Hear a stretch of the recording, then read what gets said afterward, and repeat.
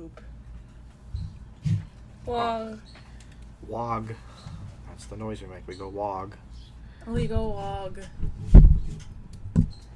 Here we go. Woggy wog.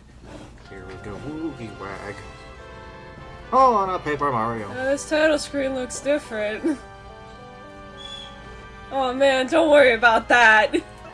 Who's that? We met the mouse, didn't we? Yeah. Briefly. Briefly. Oh, right. Right, I suck again. I forgot. It's been so long. It's been so long, we're in an era where fucking Koops is still valid. That's right. I was like, why does the sound awful? It's like, oh, it's just me. It's just my headphones. I was gonna say, it's like, I haven't had any problems. It's like, I remember this game sounding good. Why does it sound shit? And now it's not. Now it's fixed. We don't have quick change. I gotta think about that. I gotta think about the fact that we don't have quick change. I feel so defenseless now. Fucking Goombarina over here is stronger than you are now. Alright, we live 10 health! And she does more damage than you. Mario sucks. Why is the game named after him? Welcome to Paper Goombella. Goombella, Goombella, Goombella, Goombella. Do we have the necklace? What? Do we have the necklace? Yes. Hey. Hey. Eh. Neck. Oh no. That's a lot of chompers. Oh my god, the whole audience is chompers. Ah! You can't jump on those, they'll go get you. I can't jump on them. I don't have any. Hold on. We're gonna. Snook, how you been? We didn't intro this video at all. We just got into it. Yeah, we do that a lot. Then we're gonna continue not to intro it, I guess. I'm great. I'm doing great. I'm playing a lot of Magic lately. Yeah, I was there for that part. Yeah.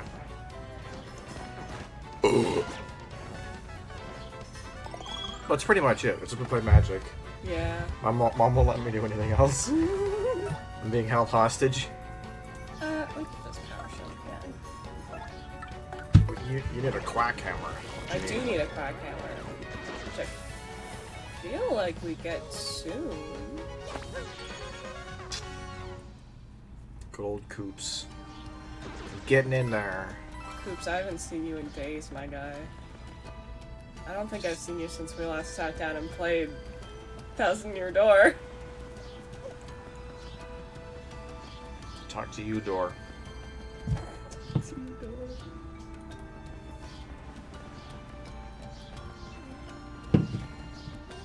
Alternatively, thank you, Door. Thank you, Door. Damn it! Die! I like that all the chapters have like different battle themes. Oops.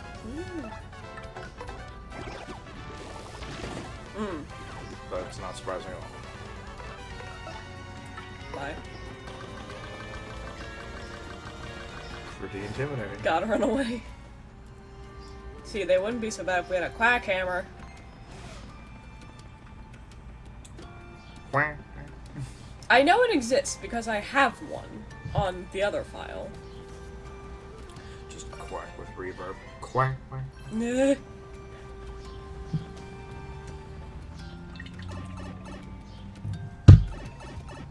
Andrew, give me your best pipe noise.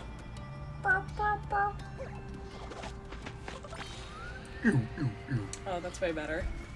That's my pipe noise. Actually, you know, just to make sure I'm not an idiot, we don't already have it, do we? Quack. Fucking moron. You have lots of BP, so.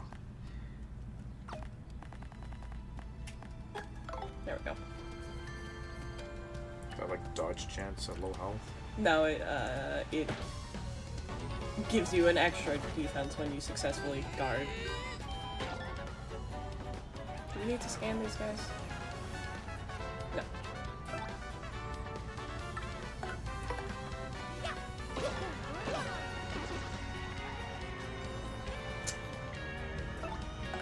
you do 2 damage, right? Oh god. Your gross action command, I forgot.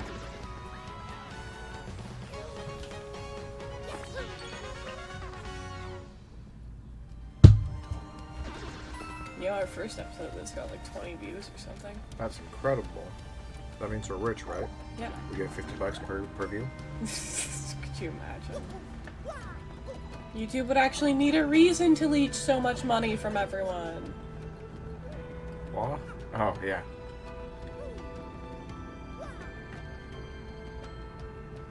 Alright, Duggan, we're about to get our next party member, which we probably could have done at the end of last time. But, you Wait, know, hold on, we I were gotta- tired. You were tired. Grill. I'm gonna bring the grill out.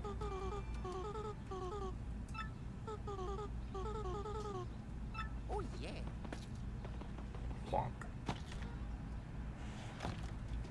Creak.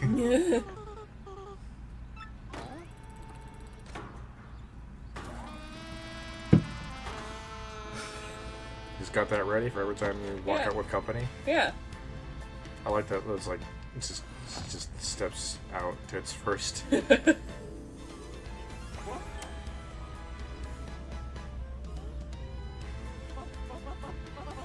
She sure do have a character theme. Literally all the character themes are so good. I mean, Mario. I don't know. Andrew, smash or pass. That's hard, actually.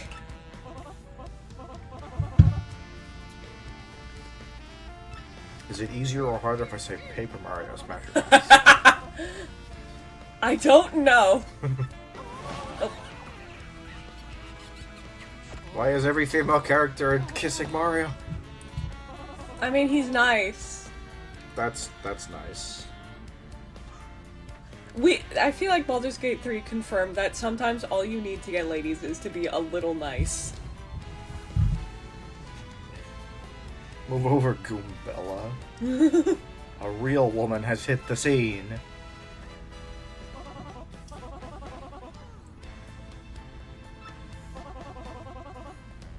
So Flurry is apparently not a very popular party member. Oh? Yeah. A lot of people don't like her for her design, to which I say cowards. Okay. But they... So basically Flurry's whole thing is she's... after she's fully upgraded, she becomes like a dodge tank. Okay. And I like that, honestly. I'm here for dodge tank Flurry. Also, she has an attack that pierces defense, which automatically makes her one of the best party members in the game. It's pretty good. Winky face. Flurry. Actually, I Welcome to Flurry. was talking about how I fought one of the super bosses yesterday. Flurry was the party member I used for it.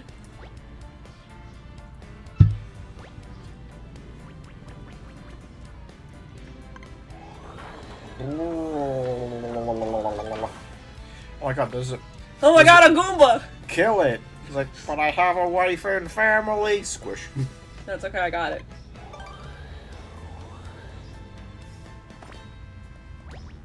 Dude, that was almost on beat.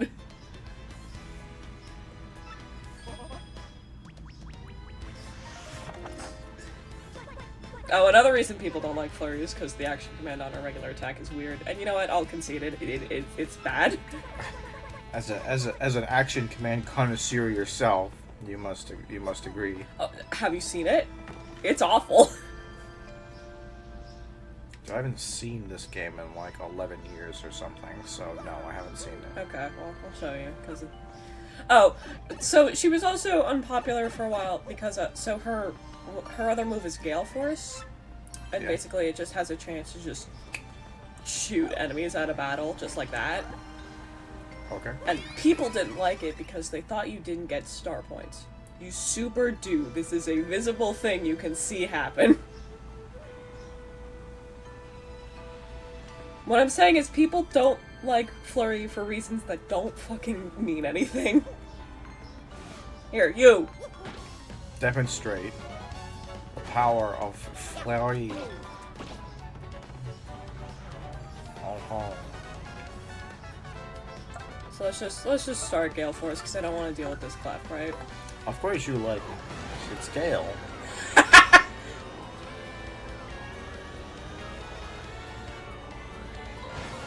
Bye. Good fight. Hooray. Good job, Andrew. Like, it's expensive, but it's good. And I'm not gonna test body slam against that clef because it's got spikes. Are you hiccuping? We just started. What? Oh, fine.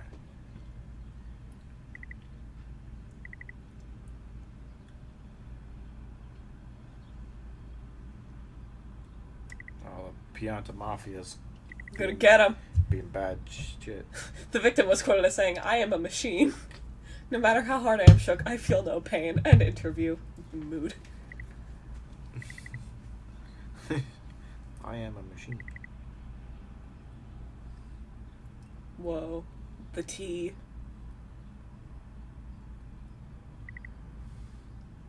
Apparently it's an eligible bachelor.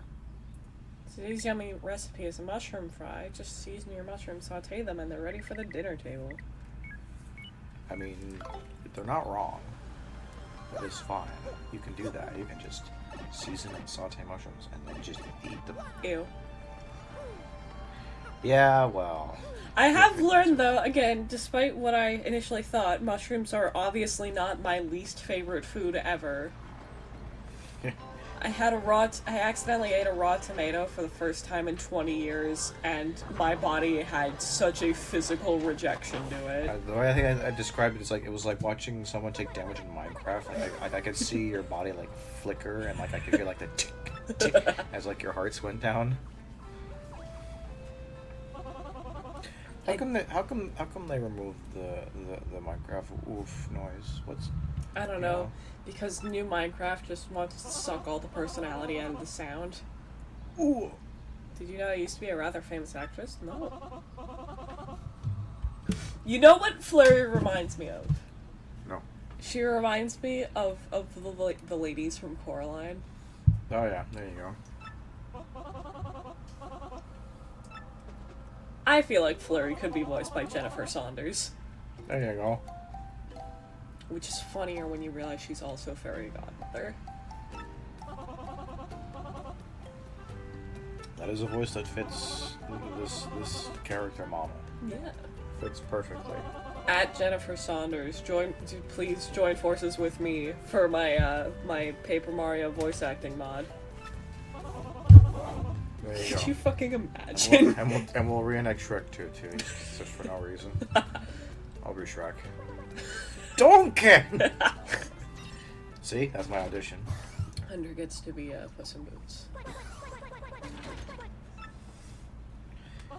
Do you think will we just have him just give whatever noises he can, or are we gonna like No, Sans Undertale him and just like get all his like voices like No, we dub him over with the actual dialogue from Antonio Banderas. It's just footage of my cat walking around the house while Shrek 2 plays in the background. What we'll do, right? Instead of whenever we have him on screen, we'll just have him we'll just put him inside one of our boots. Puss in Boot. Puss in Boot. Come out. Puyo, don't make people come out. I know it's Pride Month, but come on, that's rude. Do it, Cal. Hey. Jump. Wow. Wow, legs. Door. Wait. Leg door. With their little ears going like... I love them. Why are X-Dots kind of cute? He is! But dude! Tell him immediately if we found Mario, remember? If we capture him, we'll get all the credit, man. Duh. Yeah. Let's rock this jump. And by looking for a cat who can scream. Yeah. Can't flame So this. because I have psychic powers, I know we're gonna fight more Exnauts later, so I'm not worried about tattling them. Let's look at this action command. So it's a hypersensitive cursor that drifts. Ah, so it's like it's a Joy-Con drift simulator. Yeah!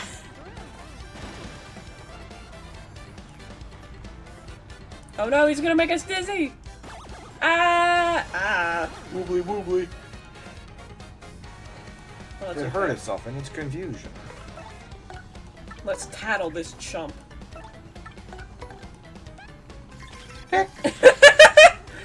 I forgot. I forgot it.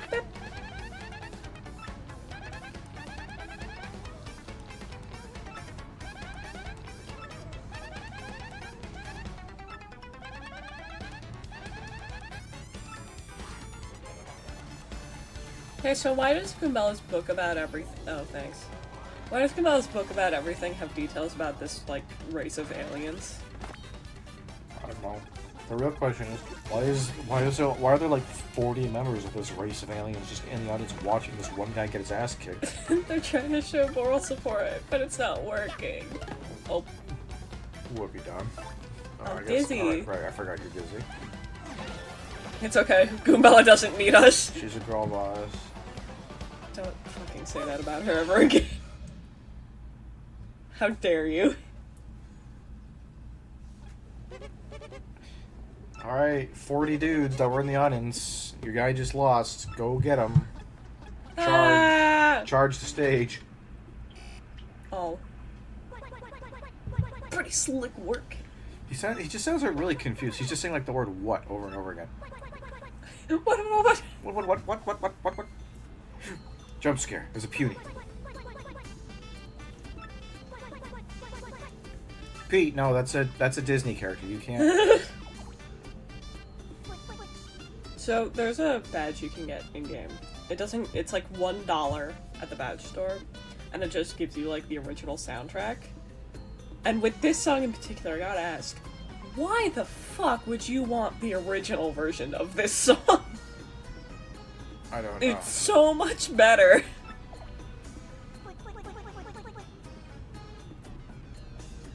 I mean, listen. It is. I mean, we don't know for sure that he won't eat us. I mean, What do you think peonies taste like? My stash. I think that they would taste like radish. I feel like they taste like, yeah, I can see them tasting like radish, but I feel like they would have like the texture of like a soft gummy bear, which is an awful combination.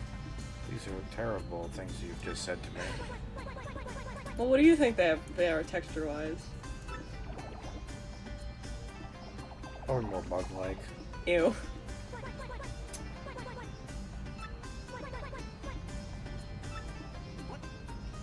Word. Large puny, which is, you know, an oxymoron. It's a, normie.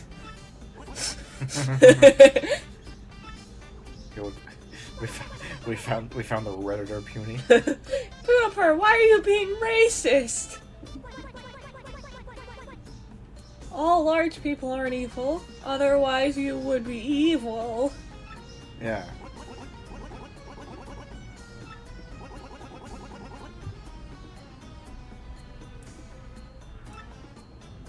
So what genetics Can do you think? imagine a species where like every single member of your race is named whose his name is a pun on like your species? You'd be like Humandria. I'd be Hunkin. Like awful, right? What are you saying? So genetically, what do you think dictates like markings and light colors on peonies? Also, how do you think they're born? Is this like a bee situation?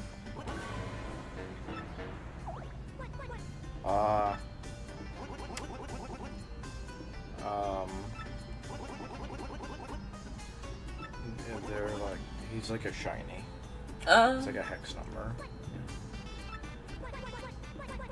So it's like What? compared to like in a human range, it'd be like he's like puny albino basically. Yeah. And again, he's puny red around. Right. My favorite genetic disease. Oh, Reddit. Yeah, no kidding. Oh, he's angry. He's throwing fists. Never It's like mind. being a shiny may not, you know, improve my stats at all, but it makes me look cool when I attack you.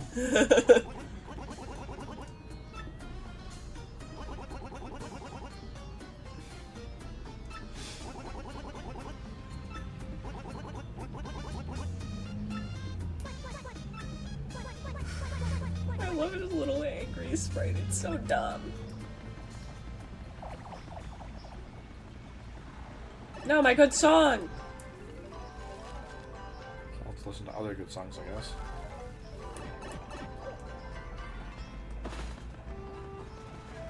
There's one thing about this remake. Oh. There's one thing about this remake that I kind of don't like. To check bushes, you have to slam them. When before you could just press A. Hey. Hey. Idiot. What the fuck? It's like Eldritch Being, get out of here. Gubella, what is that? Tell me. Yucks. Yeah, that's how I feel right now.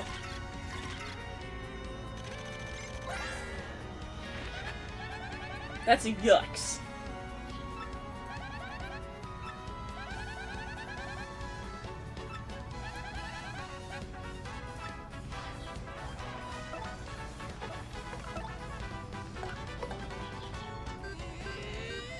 Duh.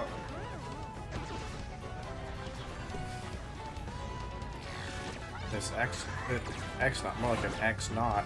Huh.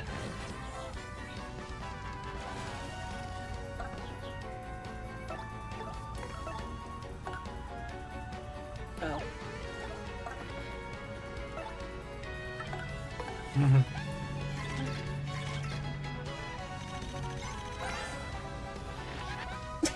Mini It's X. so small!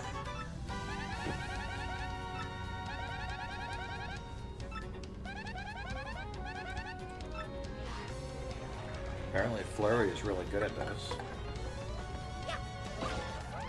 Oh. Aha, the damage resolves simultaneously. Is this a fucking card game? Maybe. Stop farting!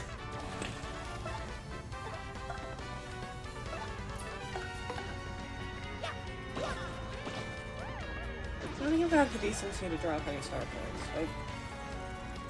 Oh, Wow. got him.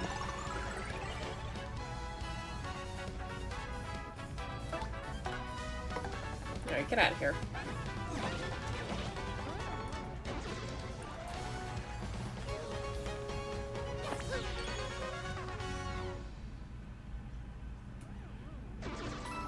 What do you think we should get next level? Should we go HP or FP? Because I feel like we're probably good to skip on BP for a little bit. I'd get a little bit ahead, maybe. Okay. Dude, the I mean, Danger like, Mario like- community is in shambles. It's like I know that like people are like as long as you have good enough FP, BP, and skill, you don't need HP. But you know, Like, hey! how dare you? How was he even gonna throw that? Oh. It's like you in particular. Get fucked. I didn't mean to do that. I guess I should have realized I can't hammer them. Multi-ball? Ow.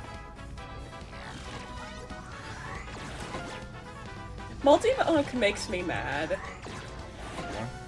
Well, what do you think it does? I thought you'd hit all the guys. Yeah, no, it doesn't, though. Multi-bonk is power bounce. That's not very good nomenclature. Idiots. Yeah, you would think if you're going to use multi on multiple things, that they would have the same. Yeah, no, it's just multiple bonks, and also the timing's different on that one, because fuck you. Oh no! Oh, Danger Mario! Never mind. Danger, danger, Mario, Mario, danger.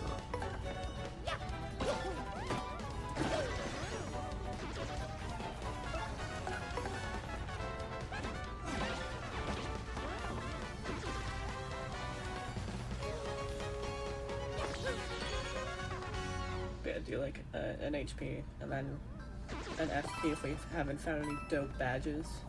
Yeah.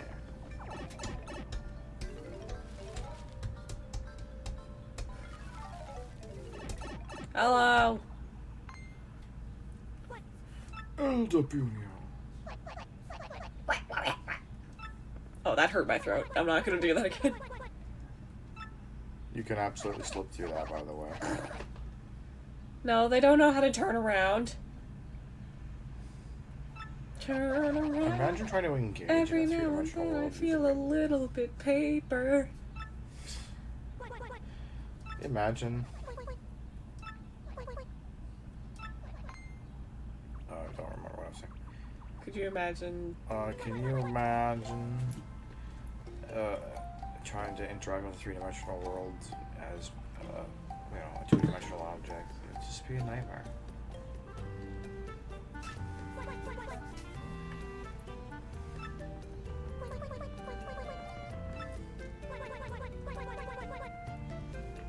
Look at him. He large.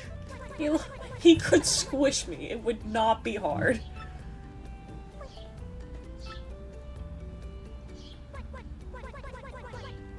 See, because they're siblings, they have similar genetic markers, and that's why she also has dots and stuff.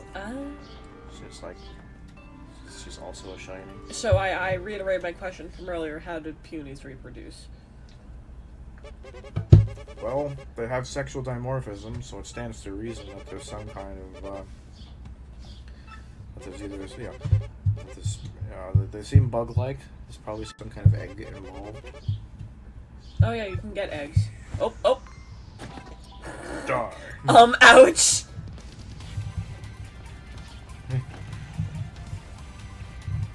The thing goes hard. It does go hard.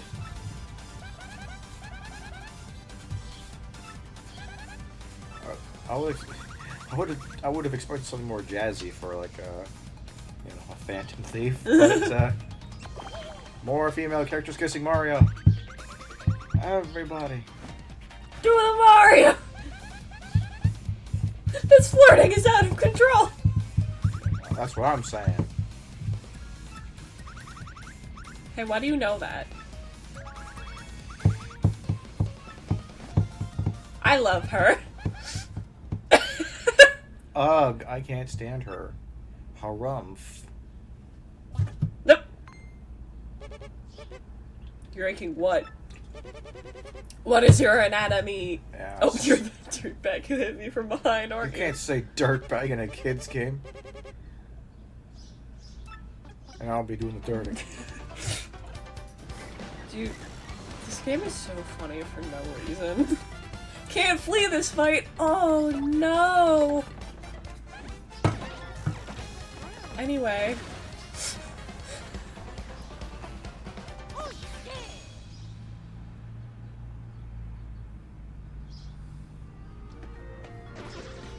Oh, sick.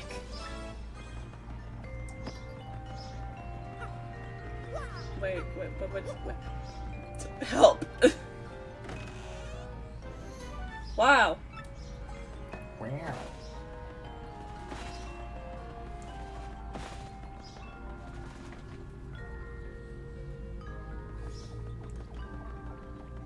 Hey.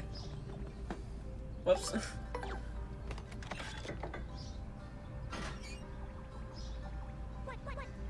So what was the elder like segregated from the rest of them? Foolish. She's too powerful. You fool.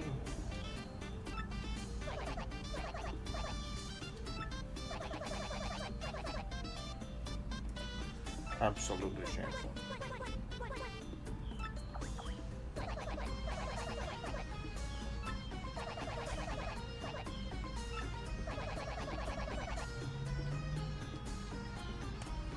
What?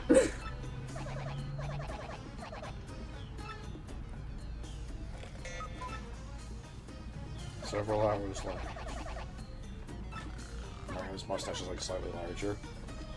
So do you think like the colored ball is like some form of like higher puny? Higher puny. Well, that's why they get to lead. They have a very strict class system.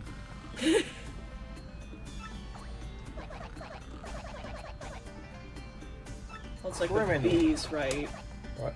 It's like with bees, right? Sure.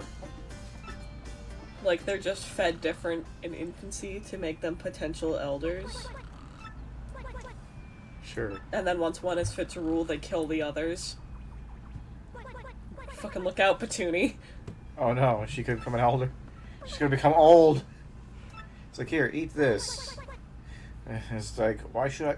I'm old now.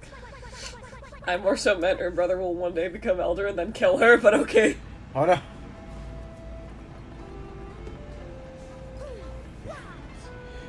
It's an important puny tradition. They eat their sibling in order to become the leader. They don't eat the previous leader. They eat their sibling and then they become the leader. Yeah, you should have seen on TikTok. There's a beekeeper on TikTok I watch. Yeah. You should have seen the fucking legacy of. I'm not gonna go look for Punio. He can make his way back to me.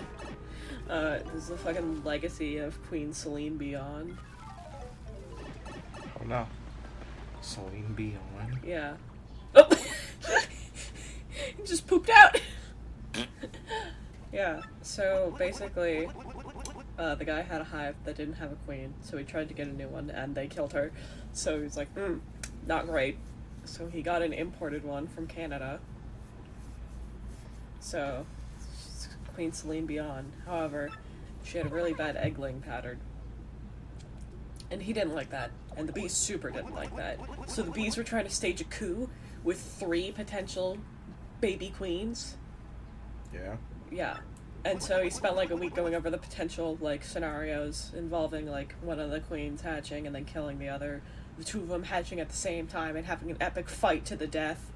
Or what happened, which was Celine found them and killed them while they were basically still embryos. And then her egg-laying pattern got better. Hooray! I think.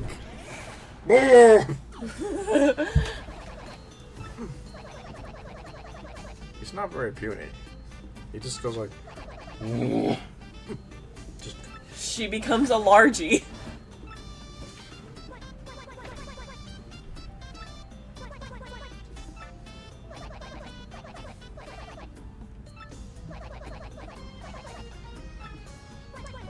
It's us, Marty O. Martio. Whatever you say. Yeah, I was hoping to ask her out Ugh. on a date. Don't say that with the fucking Redditor voice. I'm gonna throw up. Oh, God. I was thinking about going to McDonald's or something. Stop. Actually, speaking of Reddit, I've been going through like a Star TV binge. That puny is almost the size of Kumbala. Anyway, Star TV. Yeah, I miss him. When will he come back from the war? I don't know. The last time anyone's like seen him online was like a year ago. He had a Twitter, and then he stopped posting to Twitter, but like way before everyone else did. His last feed was like October 2021 or something. Rip. And there's some people who are very concerned he's died. Considering the last most people heard from him was he was just really depressed. Oh. Oh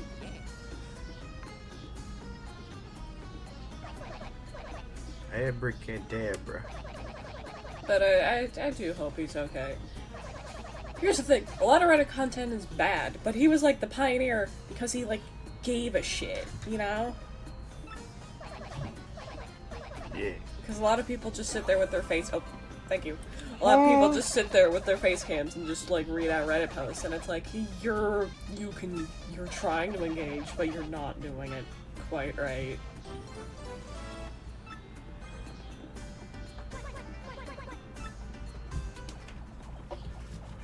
You could have just asked.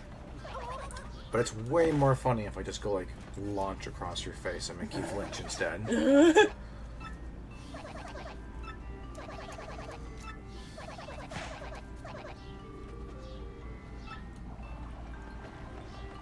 Time for puny.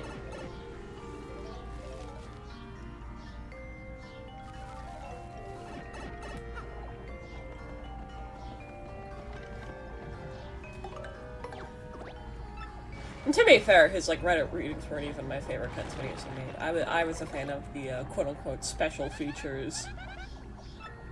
Or as I like to call it, Sara TV rips into another YouTuber for 12 to 30 minutes. Yeah. It was great.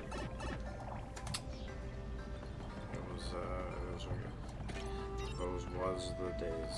At Sara TV, I don't know why the fuck you'd be here, but if you are, hope you're doing good. Just imagine, like, this is where they've been the whole time. Hope your dog's nice. He got a dog like 2 months before he vanished.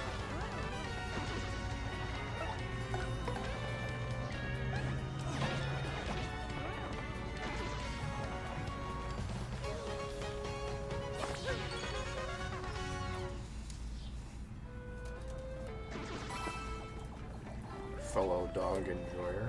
Appreciate it.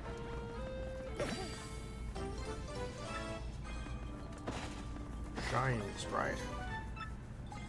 Shine bright like a Sprite. So I feel like if I say this, it'll be like, here's like, oh yeah, of course he thought that. But, so one of the other Reddit groups, one that I did not like nearly as much, was, Soot House, right? Who? Soot House. They were like a group of people. Okay. British. And I didn't like their Reddit videos as much, because it was very much just very low effort, right? Okay. My point is, they collabed with Sara a few times, and one of them, the lead guy of Soot House, was Wilbur Soot. Okay. And recently, he got cancelled. Oh dear. Because it came out that he just abused his girlfriend, which is a big no-no. You can't do that. But honestly, Wilbur kind of always gave me a vibe. Not necessarily that, like, he beat people. But he just kind of seemed like... Hi. Very... I don't want to say, like, self-centered, but that's the word I'm gonna use.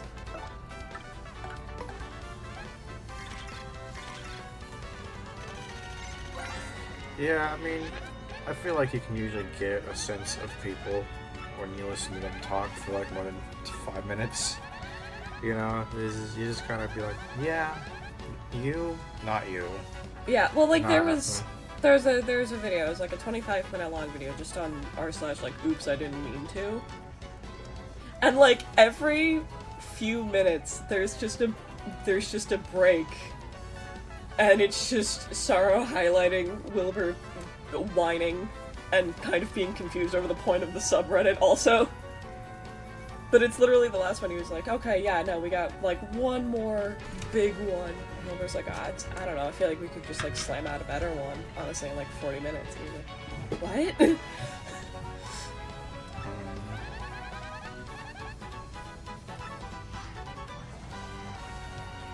The thumbnail for it was also pretty good, actually. Anyway, this is all to say, I miss him. Yeah, I was watching a video about Mr. Grade A. Oh, yeah. That fella. Very much had a fall from grace. Grace, if you will. Yeah, it was really... I remember I was, you know, being really into his stuff. Dang it. But, you know, I just kind of fell off when, like, his channel became really heavily focused on, Like drama. like call-out videos and stuff. Like, I didn't mind the call-out videos. I just started getting, like, this real icky vibe. I don't even know where it was rooted in, but I just started getting, like... I just started feeling gross when I watched this content. And then, you know, he only uploaded, like, twice a year, so it got really easy to just tune him out. well, it's just like I liked his style of humor. I liked the kind of jokes that he made. I thought he was a funny guy. And I liked. Oh no! I liked the types of things he made jokes about. But when that became like the main focus of his content stopped being about jokes and humor. Like it was still like he obviously was still making fun of people, but it wasn't like nearly as funny. Yeah. Or as joke focused. And so his sense of humor became less prominent in his content. And it just wasn't. It literally just wasn't what I subscribed to his channel for. What a real rip snorter of that. It was quite an ability. So it's just like I just stopped watching his content because I didn't care about it anymore. Apparently, at some point, he tried to like take a jab at like Markiplier. How and why?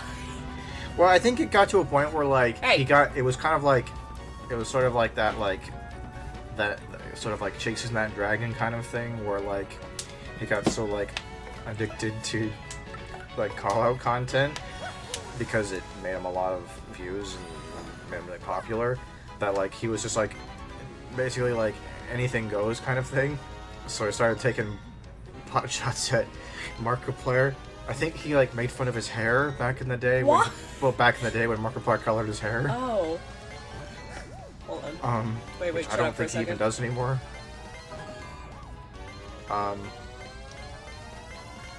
Okay, yeah, carry on. He doesn't. So, but yeah, and like everyone, and apparently like that was like a big moment where like everyone stopped. A lot of people stopped watching his content after that because like, no, you're just being some idiot now at this point. Yeah. Well, it's like I feel like Markiplier is like I feel like it would not be a far cry to say he is like one of the most universally loved YouTubers on the platform. I'd say he has a pretty strong reputation and, I feel like...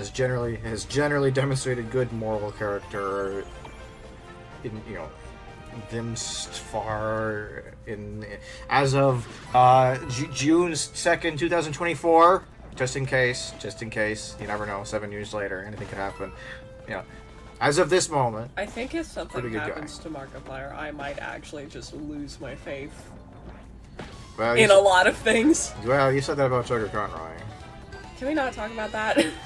We don't have to. I just thought I'd bring it up as a counter example. But What is that? what was I gonna say? But yeah, it was funny because like it was interesting because like there was that video that I was talking about Grade A, and like people were like, it was like when the worst thing you could say about Markiplier is that he has dumb hair, like like you're going after the wrong person kind of thing. But some guy replied to that comment with a very interesting comment, which is that probably make you unhappy to hear. Oh boy. He said he mentioned, well, there was that one editor that killed himself while he was working for Markiplier. Wasn't that a MatPat editor? Among other things? It might have.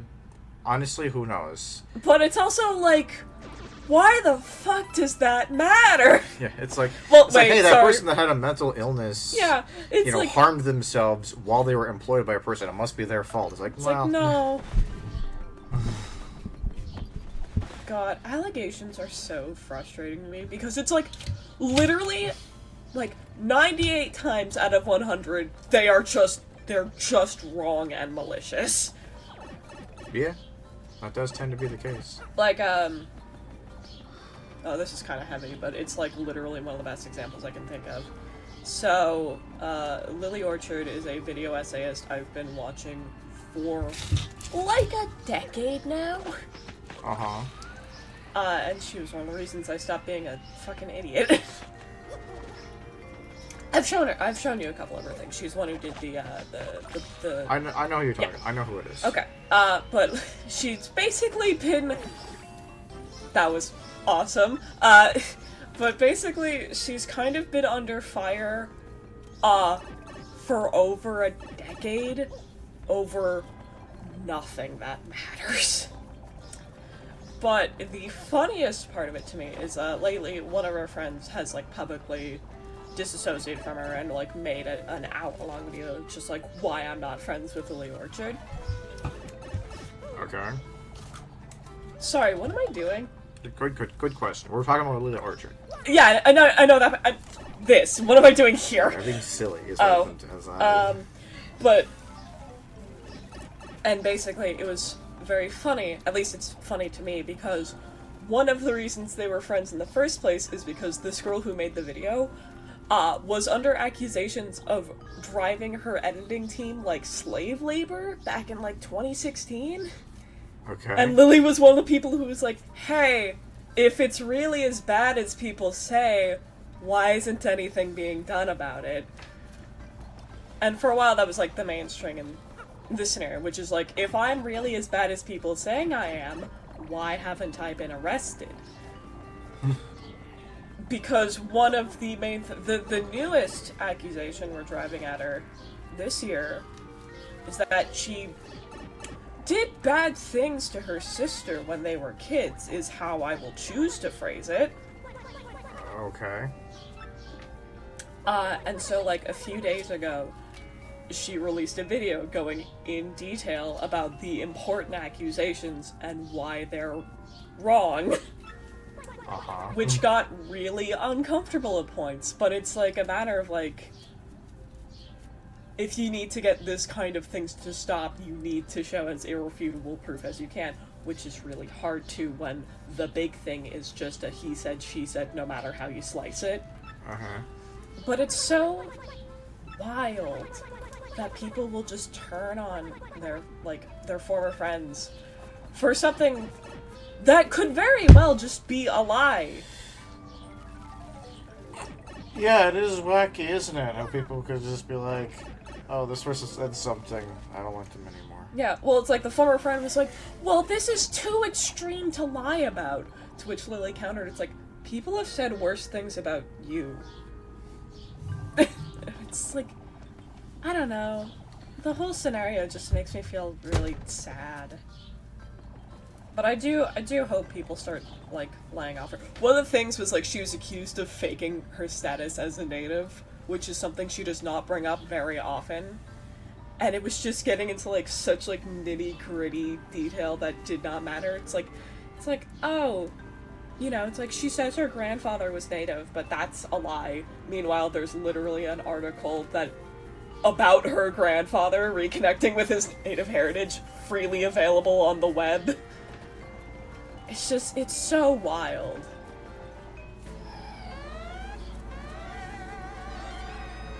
Oh no, it's Jabbies! Wacky. Anyway, let's talk about better things. Jabbies. Jabbies! Whoops. Alright guys, I'm gonna get him. Guys, I'm gonna get him. Punies, get him. Punies. Punies.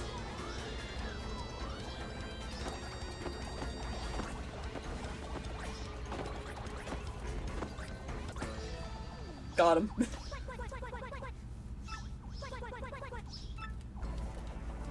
We defeated all of them. Like, Is this terrorism? No, this is guerrilla warfare. Is this terrorism? They live here. It's not terrorism if you destroy an enemy encampment in your own land. What if the Jabbies... That's like the opposite of terrorism. That's counter-terrorism. They're the terrorists. What if the Jabbies also live here? Well, what evidence do we have of that? I don't know. Anyway, this is all to say, I just don't.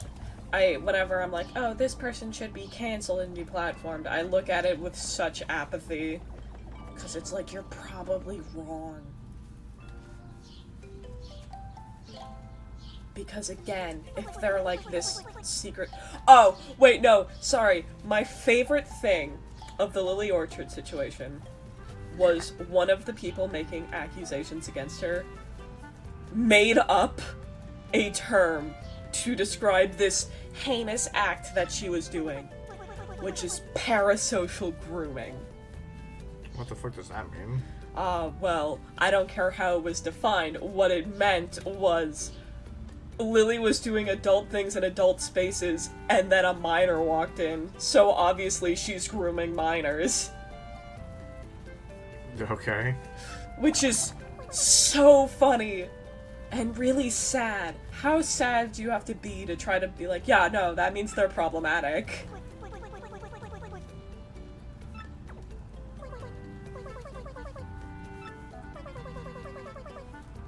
But yeah, like, you notice how, like, people like J Station got actually in trouble with the law. Onision has been in trouble with the law. Like, the problem people are actually getting in the trouble they deserve.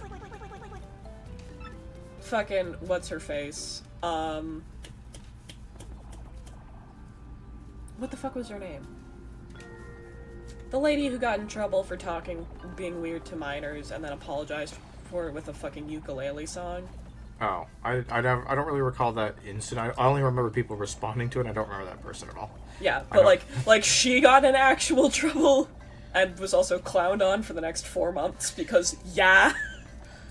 I guess the only thing I'll say is that it's like, you don't necessarily have to, like, get in law. You don't have to be, like, you don't actually have to have, like, a criminal record to be a bad person or to be doing something that is potentially illegal.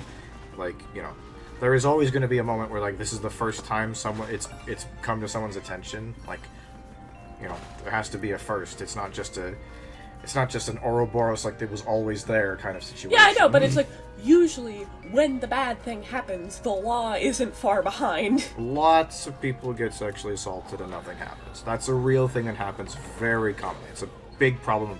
It's a big reason why sexual assault is such a heinous crime. It's because it's so hard to prove. Okay. Right? Right.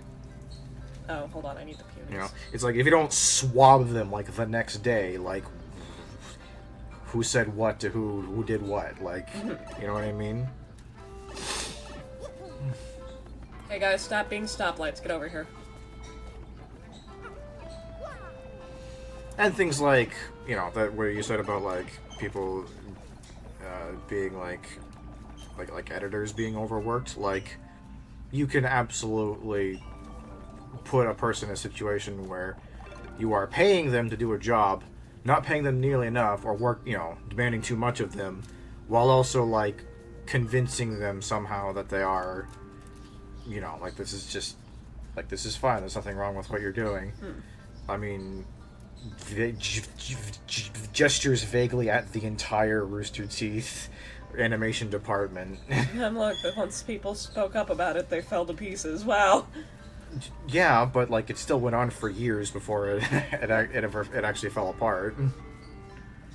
Look, a little pulsating white thing. It's a jabby! Oh my god. It's Jabble! Jabble.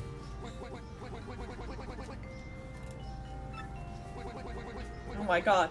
The fucking puny shopkeep was about to sell a jabby. Trafficking. Oh my god. Cancelled! Bestiality, trafficking, sexual assault. This game is full of horrible things. How can it be marketed towards children? My little pudding pie. What ails you, little one?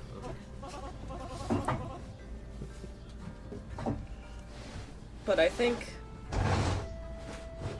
Sorry, there is one last thing. Obviously, I'm not, like, laying down any, like, boom, I'm gonna, it's like, I don't even know, I barely know who these fucking people are.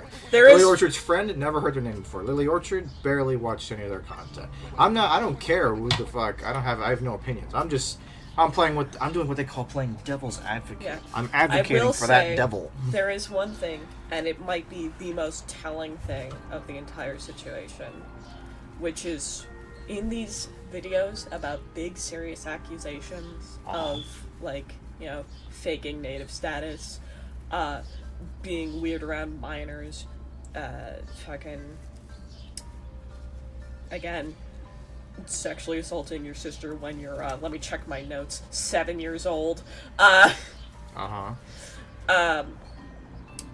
The one thing that is very consistently brought up in comments is a little video you might have heard of called Steven Universe's Garbage, and here's why.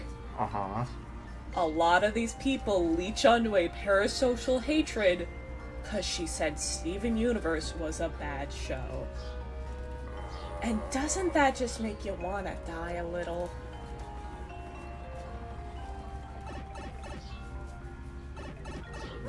I'm confused. Do they not like her because they disagree with her take, or because... They don't like her because she said the show they liked was bad. Okay.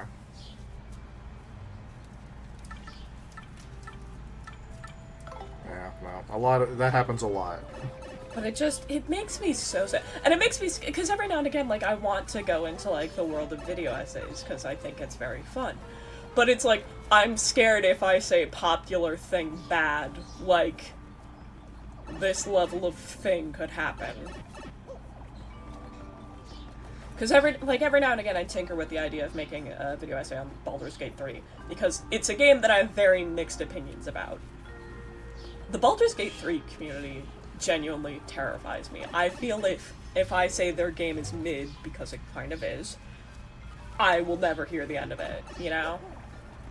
Well, like, what does that matter? Like, right? Like, at the end of the day, like, who cares? You know? Well, if it leads... You know, old men yelling at clouds fucking moment. Like, it's like, oh man, a bunch of people disagree or are unhappy that I told them something that was true. Well, I literally just gave you a scenario on why that would be a thing that's concerning. Which is people so attached to their thing will find any reason they can to dislike me because I said their thing was bad. Well, again, it's like, first of all, why do you care if a bunch of strangers dislike you? Second of all, what else are they gonna do? Like, they're not gonna, they have no meaningful... I don't know who you are. They have no meaningful, like, connections to you. You know, whatever. A bunch of people are unhappy that you made a video. Whatever. If your video is of good quality, their opinions are irrelevant. That's true. And you know what? And you know what? What? Better people than them will rally to you and be like, hey, guess what? You guys are actually a bunch of dumbasses. And to be fair, I have learned how not to respond to criticism of my videos criticizing X thing. Shout out Ryan. Absolute fucking clown. Sorry, is he here? That might be embarrassing. Siblings. He's not. Okay. It's, Yeah, you guys, your videos on Arcane literally pissed me off. I didn't watch them, but I saw the way Ryan, like, tantrumed in the comments. Yeah, really, you just gotta, you know, take things in stride. If someone calls you out for doing something that you did that was wrong, that you shouldn't have done, yeah, then you should be like, yeah, that was my B. I probably should have. I either shouldn't have said that or I should have said it differently. yeah. You know, but if someone says something that you did was wrong, and they're wrong, you should be like, okay, no, here's the thing. Yeah. You're wrong because of these reasons. Can I tell you about one of my favorite takes someone has ever had about Baldur's Gate? Not because the take was good, but because it was so fucking funny. Okay. Oh, sorry, hold on. Duncan, did you know the GameCube has enough processing power to handle 101 punies at once? Incredible. Right, I was like, what the fuck am I doing with all these guys? I keep forgetting what I'm actually doing in the game, even though Chapter 2 is, like, very simple. So, there's a person on TikTok I follow just to get, like, my Baldur's Gate tea, and it's how I learned a lot of the community is really dumb. But, to be fair, I think that's something I could have safely assumed. But there was one TikTok they had that got a little loose, and someone had replied to it because it was in defense of Gale, because someone was throwing shit at Gale.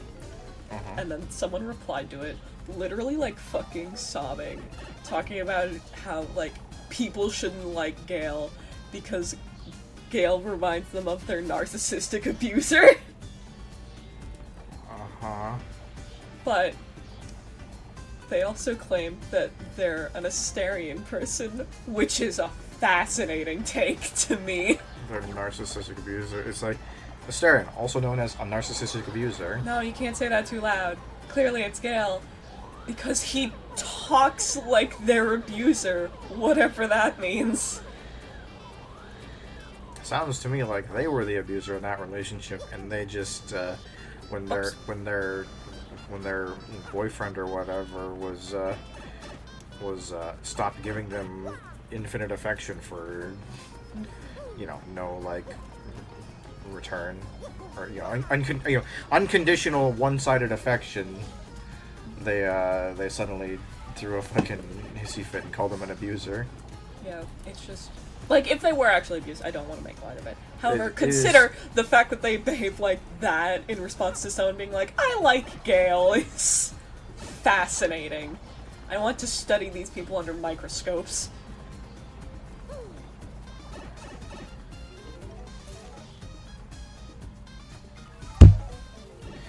I also want to clarify, it's totally okay to like Asterion. There are 1,000 reasons to like him. Oops. The main reason being that he's a fictional character, so he doesn't really have, real-world implications.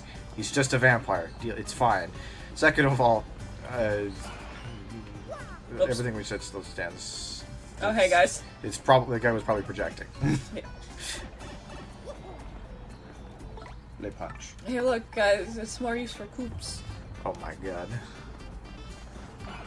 I love the fucking shriek, like, ah! Me when I see a spider. Yeah, I mean, same though. Especially, like, spiders bigger than they are. That was not as effective as I was hoping. I forgot my jump power is bad.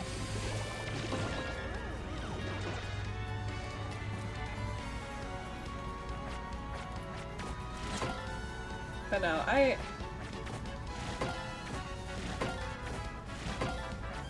Because, like, okay, so the other day I popped open Baldur's Gate 3 again.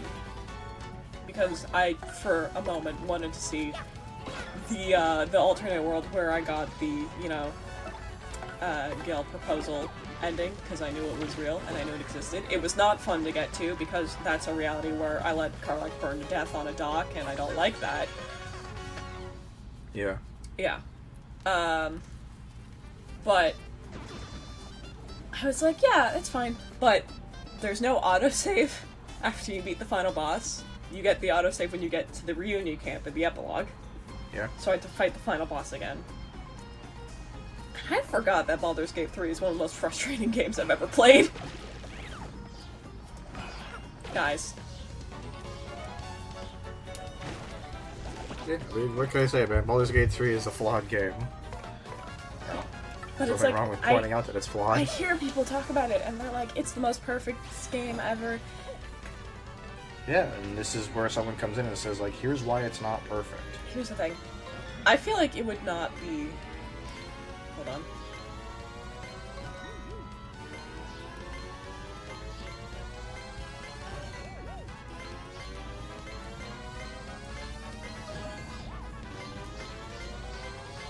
This takes way too long, in my opinion. Sorry. Okay. I feel like it would not be a far cry to say that the average Baldur's Gate 3 player does not play a lot of other video games. Mostly because a lot of them report having, like, over 600 hours in Baldur's Gate 3, which is like, how did you even do that? Well, it's probably fair to say that when they didn't play Baldur's Gate, like, that was the main game they were playing while they were playing Baldur's Gate.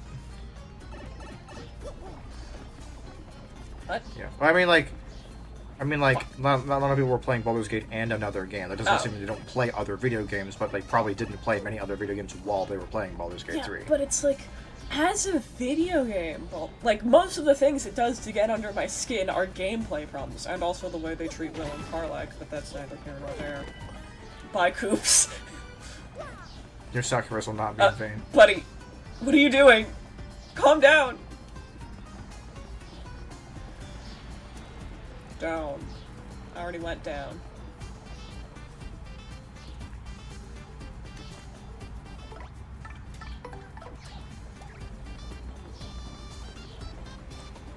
Yeah.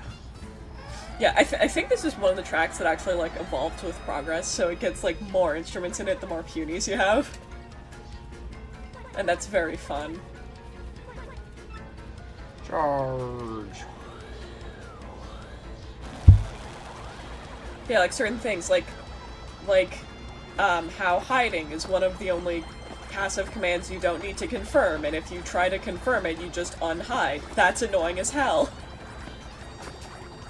Or the inventory management. That's or like the inventory management, which is just bad. It's just bad.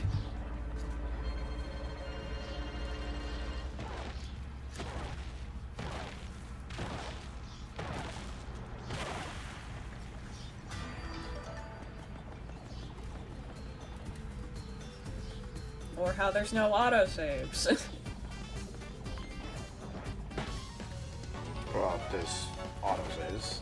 There is. There's not enough autosaves. Yeah.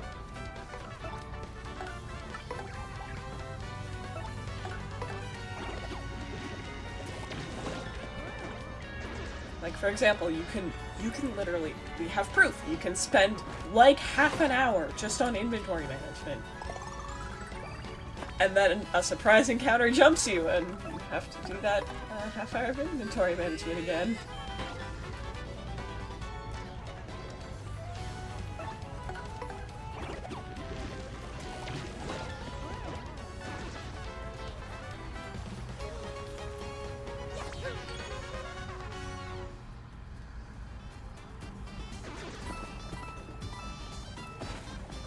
Yeah. When it comes right down to it, it's like there's nothing wrong with you know. It's like when a thing is clearly shown to have problems, you set an objective standard. You know, you say like, okay, based on this set of rules, you know, we can use this as a reference point for this is good and this is why it is good. Now we will compare. This is what happened in Baldur's Gate 3, and it is not bad because these rules are violated in this way. And since we established before that this is good, this not being that is probably not good also. Yeah. That's how you make an argument. And if, you know, if people come at you, it's like they can be like, they can be like, okay, your standard sucks because of this reason. It's like, okay, great, I made a bad standard, I made a mistake. That's fine. Yeah. It's like your take is bad because Baldur's Gate 3 is good, and if you don't like Baldur's Gate 3, then you're a big dumb stupid face.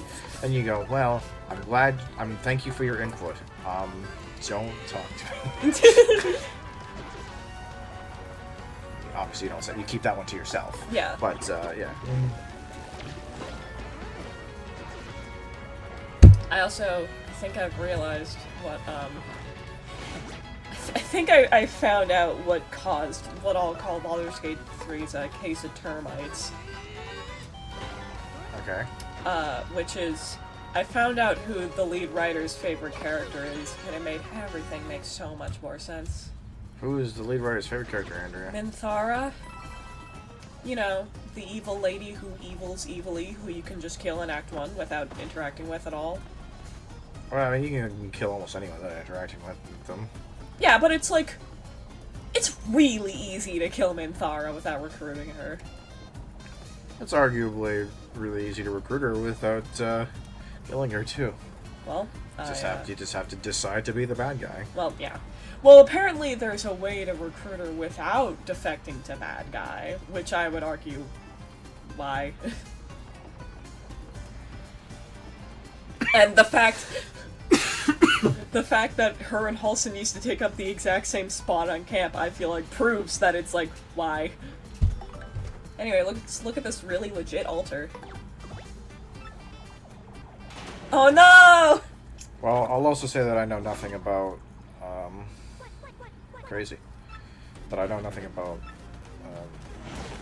Minthara, so Yeah. I have nothing to really comment I feel as like far as that goes. before I start taking pot shots at her in my video essay, I should look into her a bit more, because maybe there's something really deep that I don't see. The community has not convinced me there is. The most depth I ever saw from Minthara was when Steph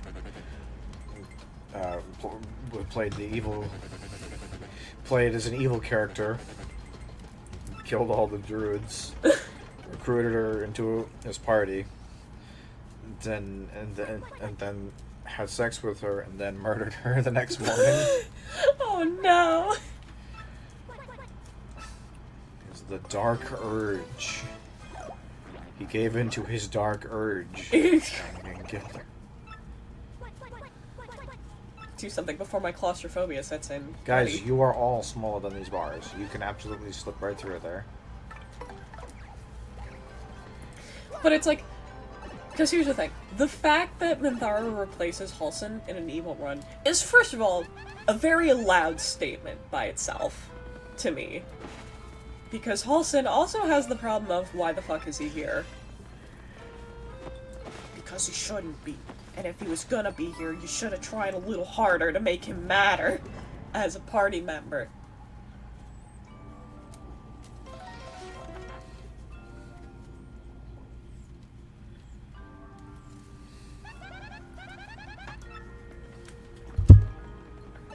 But it doesn't.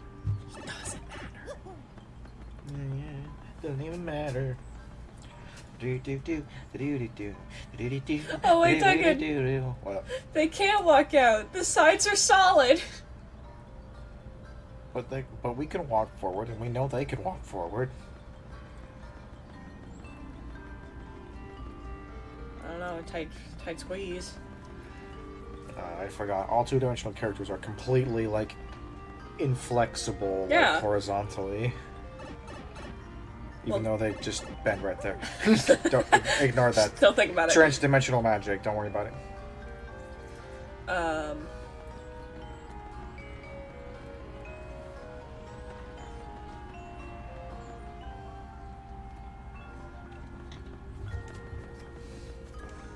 Oh, Kumbella, why would you do that? It was fun. Wee.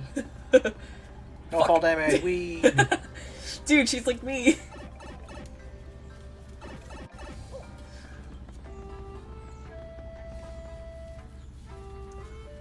It's like, Gabella, why would you do that? It's like, there's no fall damage in this game. It's like, what are you talking about? What game? Gabella, are you okay? It's like, She's learned too much from her book that knows everything. yeah, she learns from her book. It's like, you're a fictional character in a video game. And she's like, oh. Oh, that's my phone. Cue the existential dread. You don't exist.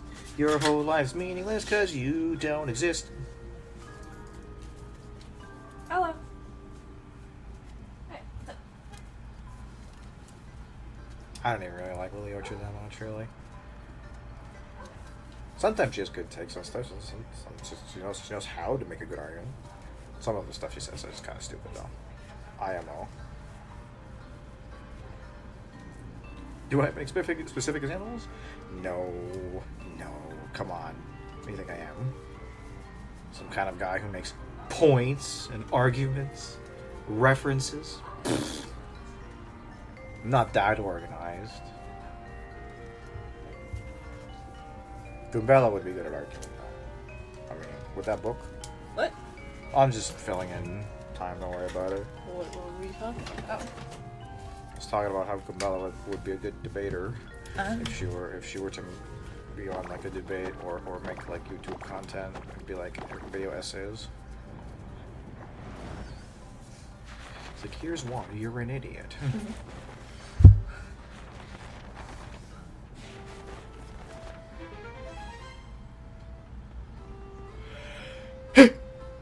What was that? Mom was just letting us know that she'd still be gone for like another hour because she's getting her haircut. Neat. Boots! Boots! Where'd you come from? Hi, I'm Toadette. It's like, did you know that I'm an interdimensional Guardian. Did you know that in 15 years people are gonna do weird things with my power-up? Just you wait.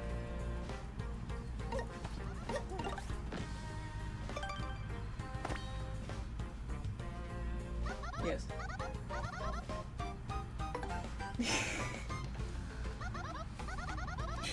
Uh...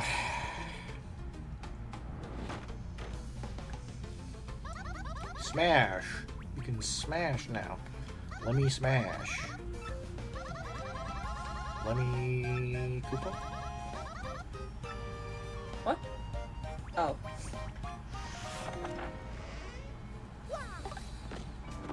That's not a spin jump, that's a ground pound. Butt stomp. But you do spin while you jump. It's a somersault, that's not a spin. Spin is... Vertical is like on the horizontal axis. Oh, fuck. There's a vertical axis right there. You forgot. That's a somersault. I hate this place. Because I'm bad at platforming. Alright, let's start with this. Because it's easier. Coops is like, yay, I'm relevant again! Coops whenever he relevant. Charter. What? Coops whenever he relevant. It's Yeah. a fucking yippee. So happy.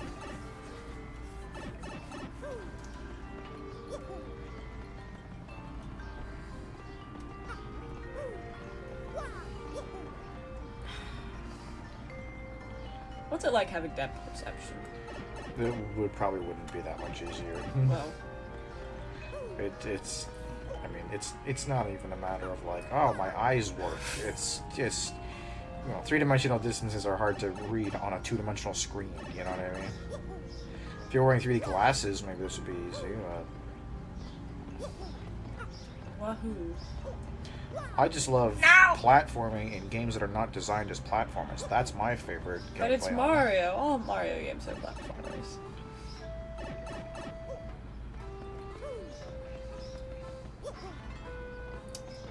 There's gonna be a joke where I brought up an RPG that Coops, you are so in the way. Unironically, I wonder if Flurry is a better partner figure because she doesn't have feet. Oh my god, you're right. She's a lot bigger though. Yeah, but the only part you need to watch is your feet.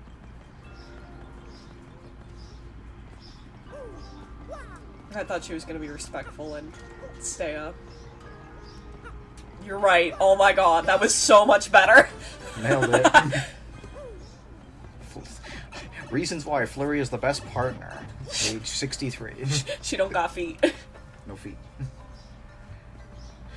Of course, then there's people who'll be like, well, that's a reason why she's not a good partner. Goombella? Feet. Objectively better.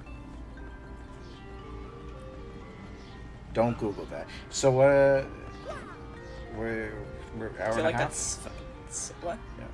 Slow, just look at the timer. Yeah, we got an hour before Mother shows up. Mothra. We might be able to get a good chunk into chapter 3. Oh right, I need Yeah. my kids to do this. What? Ah!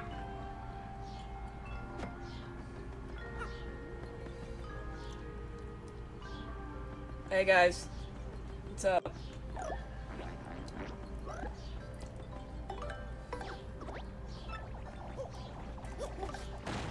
Ah! Hey, you made it! Alright, it's me and Jim. Sorry. Jim! Jim, no! He's been lost.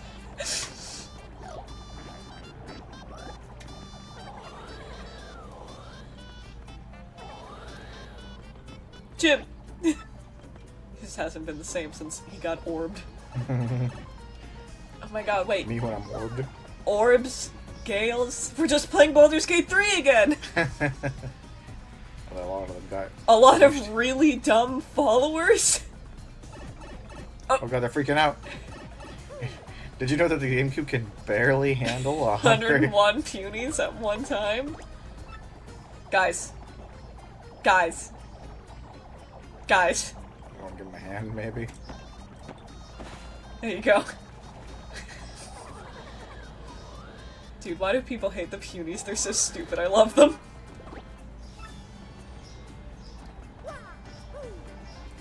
Let's go!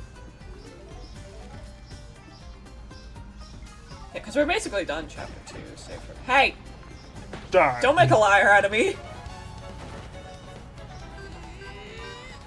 How come the punies can't help you in combat? They're both squishies.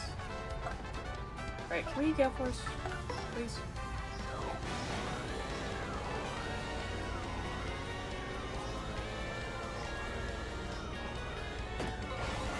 Good enough.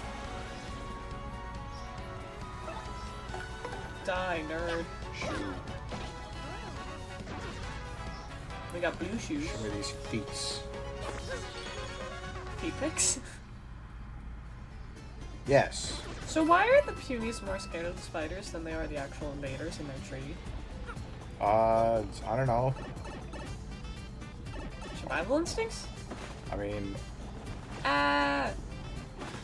why am I, a human being, more afraid of a tiny spider than I am of, like, a large canine walking into my house? Well, I feel like I don't think it's fair to compare the Axonauts to dogs. I feel like it'd be more appropriate to compare them to, like, robbers? Like, if a robber armed with a gun came into your house... These guys don't have guns. What do you call this? A hula hoop.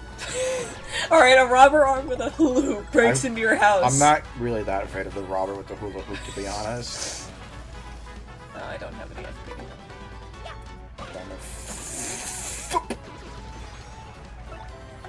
Here.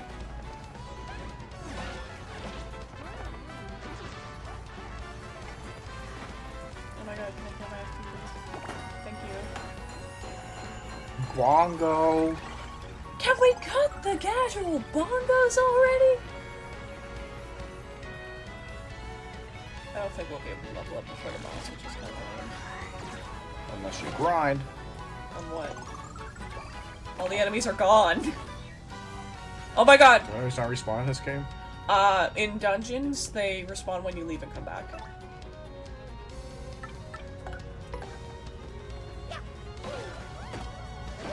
Idiot. Everywhere else, it's once you get 2 screens away, they respawn. Oh! Well, that helps.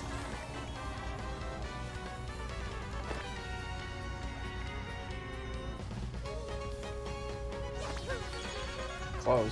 Dude, I was doing Get in there. so when I was doing the Pit of 100 trials, near the end, Amazy Daisies start showing up, Okay. and they give you like 30 star points just for killing one or something like that. Yeah. I got a double experience on that. That was really cool. I got like almost 70 experience points for one fight.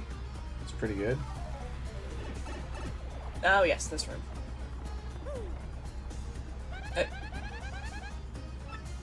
Swamp. Do. Bella's a big Shrek fan. Can't you tell?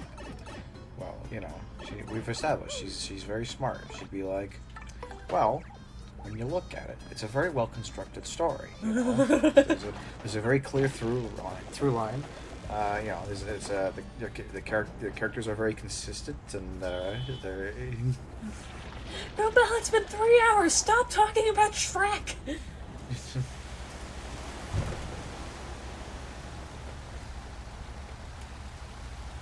I hope there wasn't anything in the bottom of that pond. Thousands of punies have just drowned. Oh no! Oh, there's something in the bottom of this pond. It's a badge! Small. Ant? Smant? Hey guys. Don't follow me. Coops.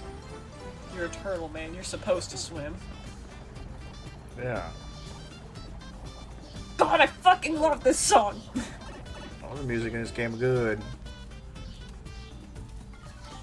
Actually, it's really funny. We're about of the 6 chapters I've played through, we're about to go to my chapter with my least favorite music. Dude, I'm so fucking mad. Okay, so every chapter gets its own battle theme, right?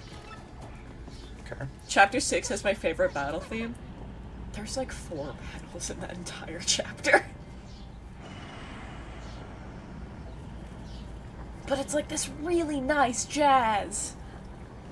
It tends to happen, right? I mean, think about, so let's see. Me when I enter my basement. Yeah, like, balls. I forget words. Music. Good music. Music. I mean, just think about the near future chapter and Yeah. in game. Live Alive. Yeah. Great song. Don't like the chapter. Yeah. Oh god. And it's like Wild West. Wild West has a fucking cowboy. Great battle theme. There are literally 3 battles in the chapter. One of them's the boss fight, Which has different music. which is different music. At least I don't have that dilemma with Distant Future.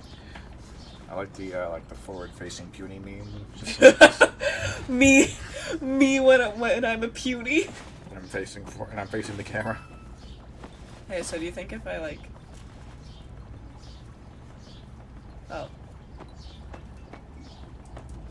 I thought he would be here, and that would be really funny.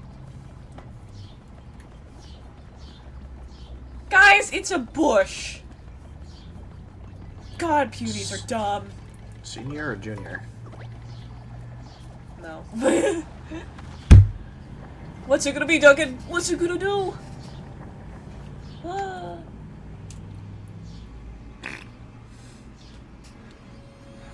Oh my god. It's a star.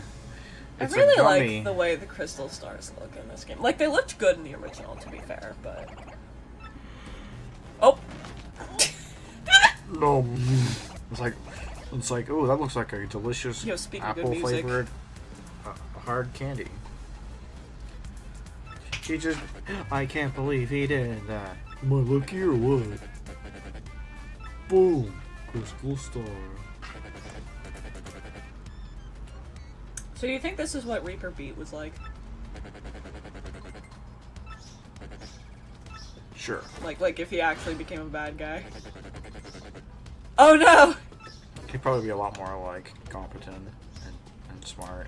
I always got the impression that Beat was not that bad.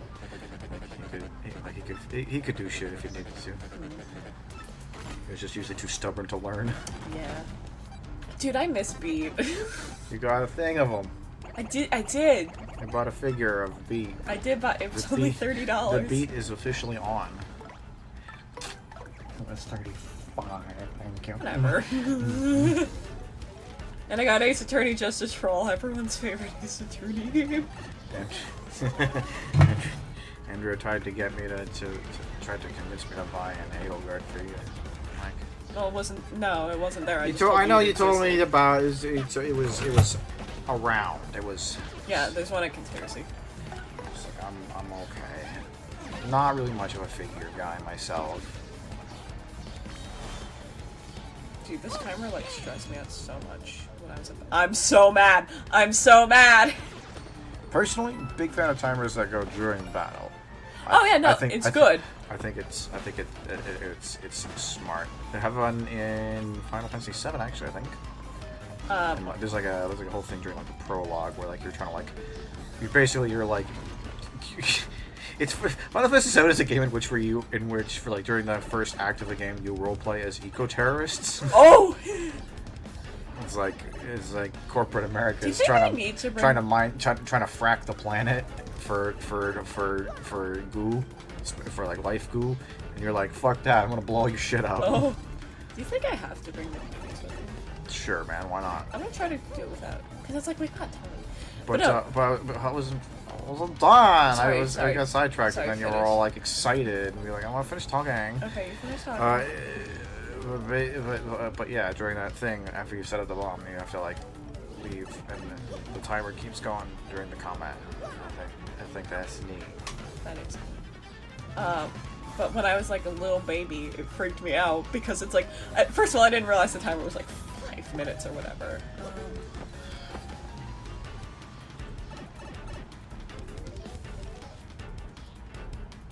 Sorry, we have to deal with this tense music for a bit because I know there's a Star Piece panel around here somewhere and I want to find it before I forget. There it is. Yeah, it's like I was a little baby and I was slow, so I was like, oh no. Out of curiosity. Damn it!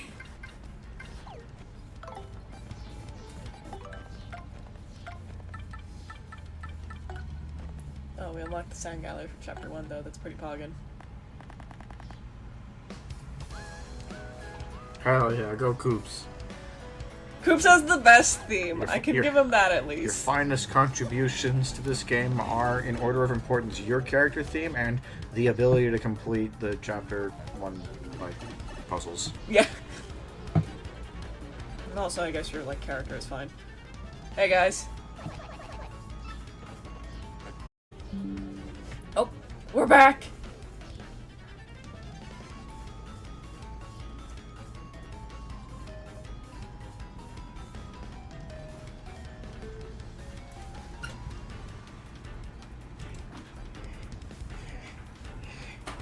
Oh man, if the stream doesn't even look like ass.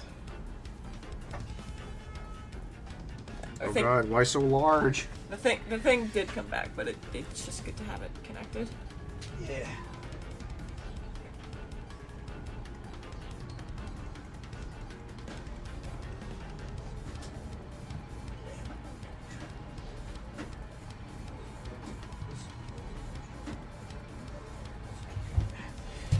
Blarg. Man, you just remind. Oh, back pain. Also didn't know. Also did not know that this was this was a female. I called her a lady. Yeah, I didn't know if you were just saying that because like you didn't know and you just decided to go with female, or if that was like a thing. I didn't know.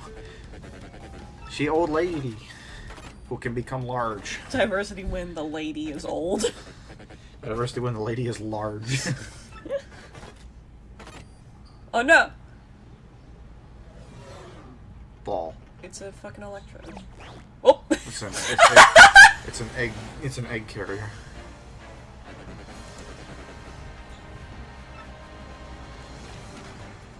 Dude, he's in a fucking gachapon.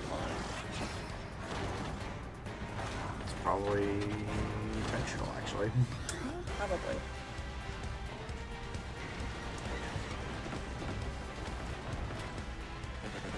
He's a fucking. He's a fucking Power Rangers villain. Cardboard suit and all. Whoa, he is powerful. Dots.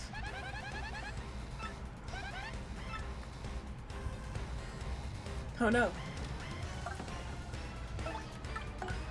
This is Magnus. He ain't even Magnus von Grapple anymore? Ultra Magnus? Like from Transformers? I don't know why I thought you were about to be like in Shrek, because I guess I'm still stuck on Shrek. I want to watch Shrek. It doesn't help that yesterday I rewatched the Tomska All-Star tier list video. Yeah. Yeah. I can't help but look What? school are Yeah, really stupid. Alright, let's discuss the car. Fuck, I forgot. You got this. Tomska All-Star. All-Star. Does that whet your Shrek appetite? Yeah. Oh. Magnus von Punish? Yeah, that was pretty bad. I don't think I'll be able to recover from that emotionally. I still have not gotten the multi-monk down. One of the downsides to Flurry is until you upgrade her, she's kind of terrible for bosses.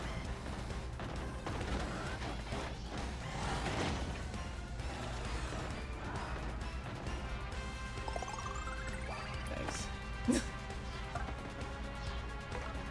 No.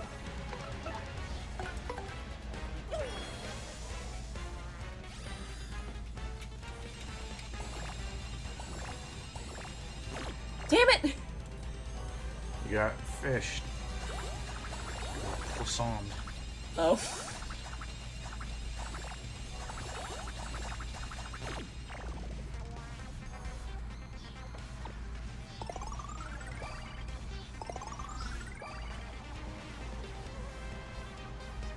I like the audience. Yeah. puny, half Axma. Yeah, the Punies made it. They don't need me. You're gonna love when I wake up with you.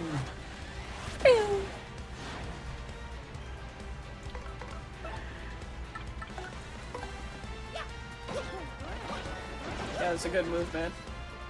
You look stupid now. Looking cool, Joker. Go, Electabuzz, use Thunderbolt! Oh, he's angry! I didn't know how to go with that.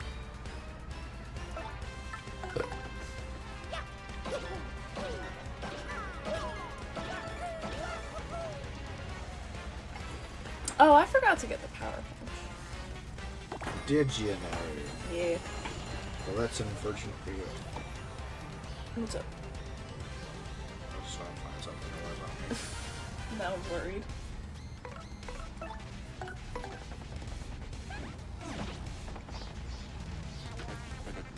Grr. Oh, his fist came back. Hold on.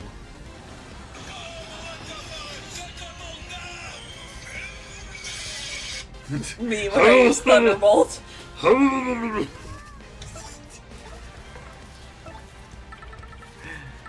Thunderbolt! I might as well. Go, Electabuzz! Yo, Thunderbolt! Honestly, like, people who trash on the Pokemon dub strike me as people who are, like, kind of losers. Everyone's like, man, jelly-filled donuts. And it's like, get a hobby. Because, you know what? It's a treasure.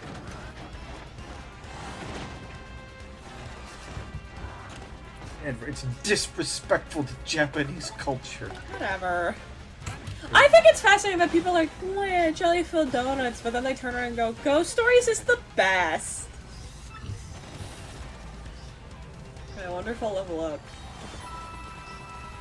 Listen, when even the people who own the rights to that don't give a fuck about what happens in that story, it's like it's okay. You It's traitor worth a puny! Oh my god!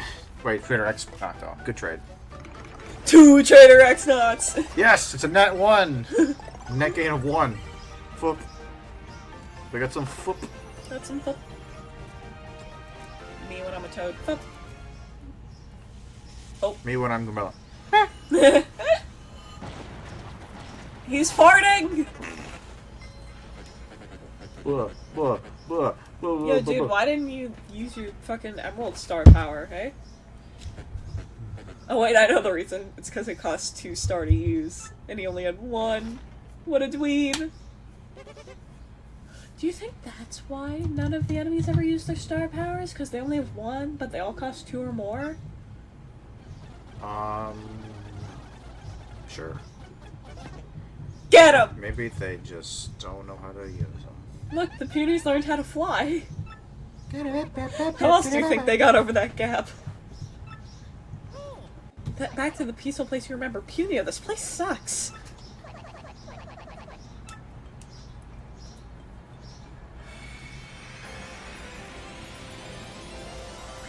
You have a disease. What? Oh, right, because the bad dub, yeah. God, that is like a... That is an old... That is a callback. I don't fucking know how old that video is, but... It was a very long time ago. I just remember that so clearly because it's the thumbnail of episode 1. It's just Mario holding up the Emerald Star, just, you have a disease.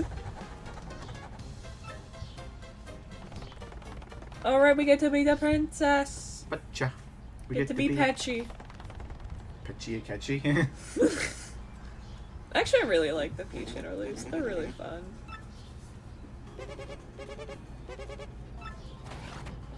Yo, your Lord Crumb got fucking trashed, Grotus.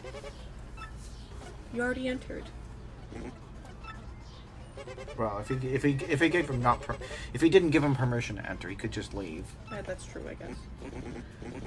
You must be joking. Oh right, there are the 3 shadows. I forgot. Mom? Well, Said that's disturbing, and it's like mom's favorite word to describe things she doesn't like.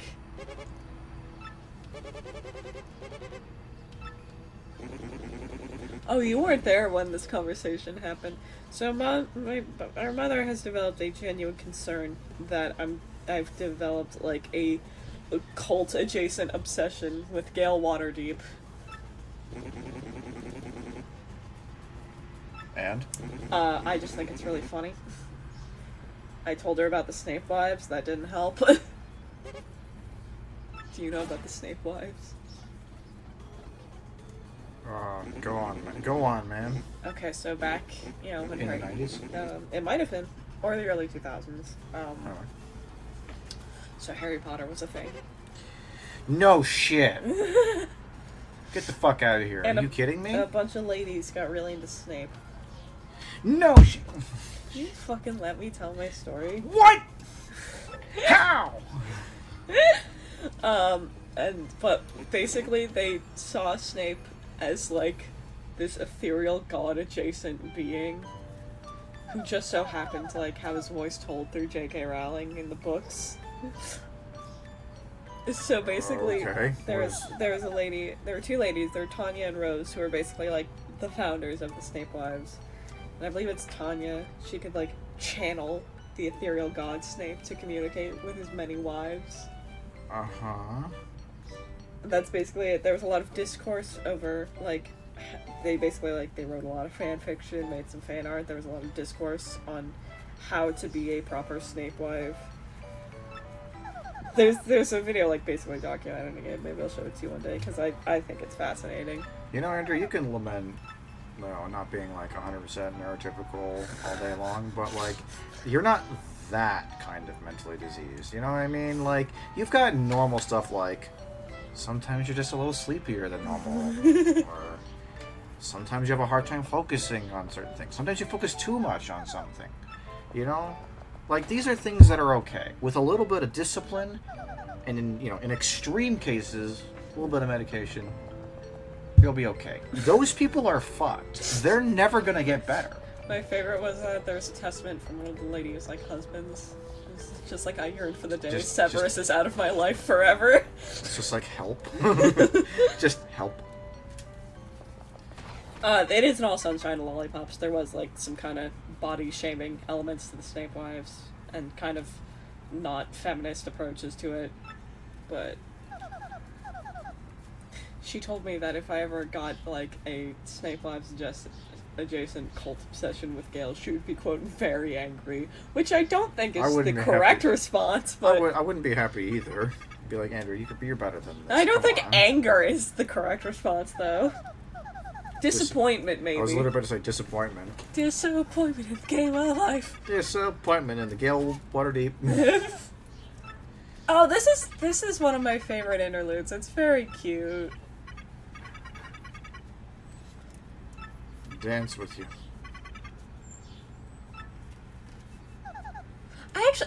I realized the other day, one of the reasons I like the Peach interludes in this game so much is I really like Tech as a character.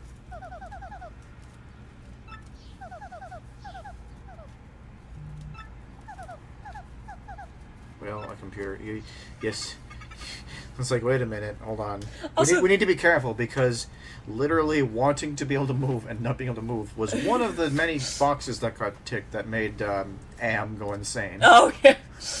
But, like, I also like the way Peach, like, explains love as just, like, it's just very nice. It's nice. I like nice things. What is love? Baby, don't hurt me. Don't hurt me no more. You say you want to dance? It's so strange. I don't think she's doing the ooh-woo fingertips. I think she's just like, like fists. It's like, how does dance? You have no arms or feet or moves. Sick burn.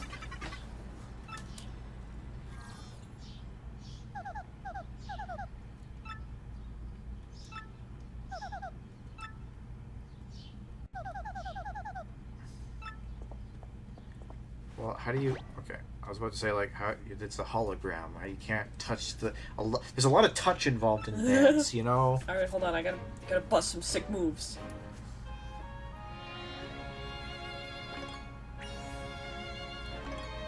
Oh my god, it's Princess Peach. Showtime. Showtime. It's showtime, baby! But 20 years early. Or 3 months late, depending on how you want to look at it.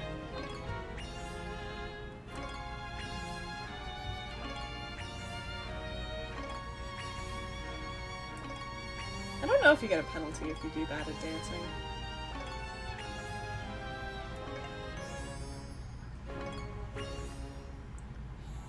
Yay!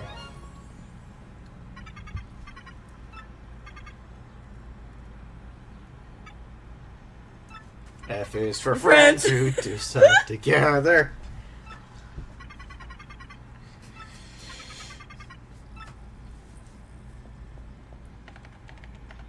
Attack it.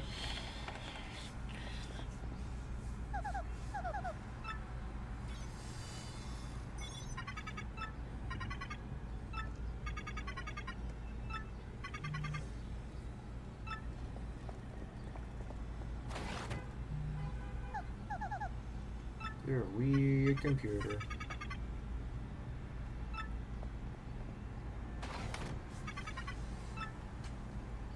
Good night, Princess Peach. See, when people say they like tsunderes, this is the kind of shit I expect. Or hope for, I guess is the better. Look, it's Bowser time! Remember Bowser? Yeah. I That don't. guy with, like, the spikes and the hair Really nice hair. and Jack Black. Jack Black. Jack Black also has nice hair.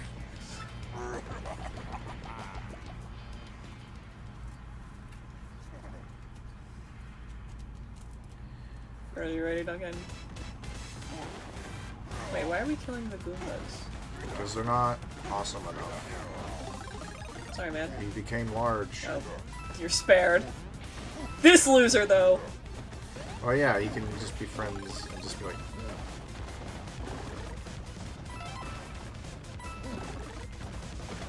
meat.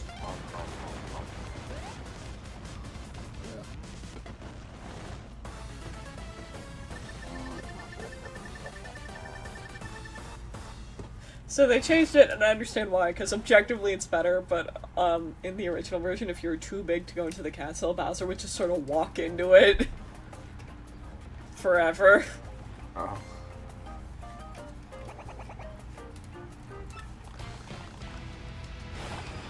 Eek. Run! Bowser's here for conscription. He's here to collect the taxes.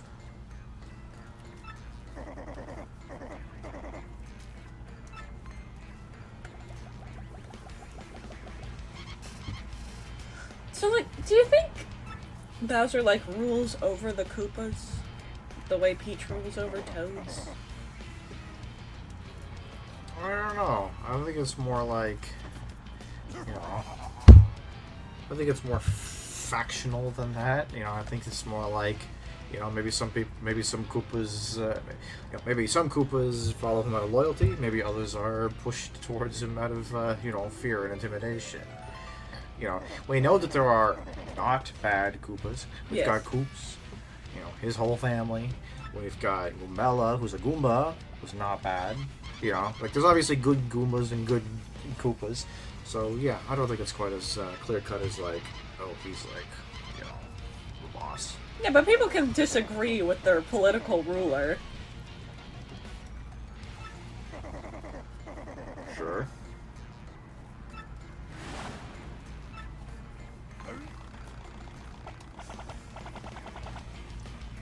Life-size Peach, but oh no.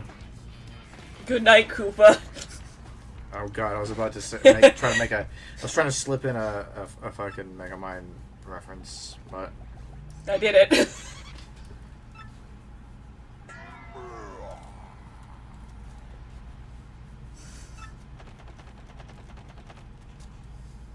I forgot what I was gonna say. I got so thrown off by my sick Mega Mind joke.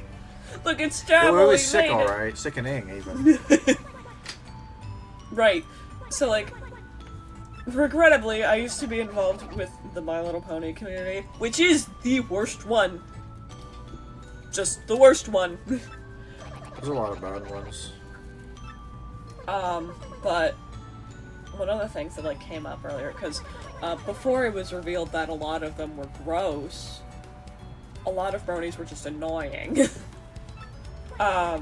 Listen, I don't mean to be that guy, but like the brony fandom turning out to be gross and or annoying, that is like 2010 I was calling that shit. Like fucking Kobe Bryant from the halfway point. I'd be like, don't worry guys, I got this. And like 14 years later, it swished in without touching the rim. I fucking knew it. Calling them creeps in, like, 2012, that was ridiculous back then. Also, can you please explain to me why I was embarrassed to like ponies at age 10? That's sad. That's when I was allowed to do that. Yeah. But anyway, a lot of them were annoying. Like, so in My Little Pony, there's like Don't worry, I was friends with one, I know. there's like Princess Celestia, right? It's like big ruler of the ponies. Yeah.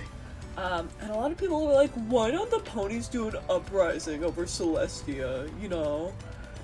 And I don't it's know, like, she seems kind of chill. well, yeah, that's the thing. And it's like, it's literally just, she's nice, they're nice, it's nice. And then these were the same people who went, we need more areas on the map. And then they took it from a nice, like, kid show about learning how to not be a little shit stain, and made it into the beginnings of the adventure fantasy bug.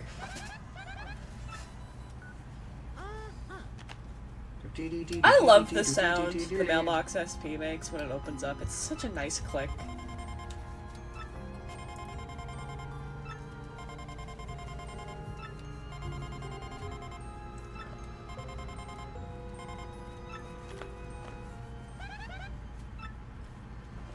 But it's like, I don't know. I don't know why people are like, oh man, monarchs need to be like cruel and mean to keep their people in check. Obviously they don't!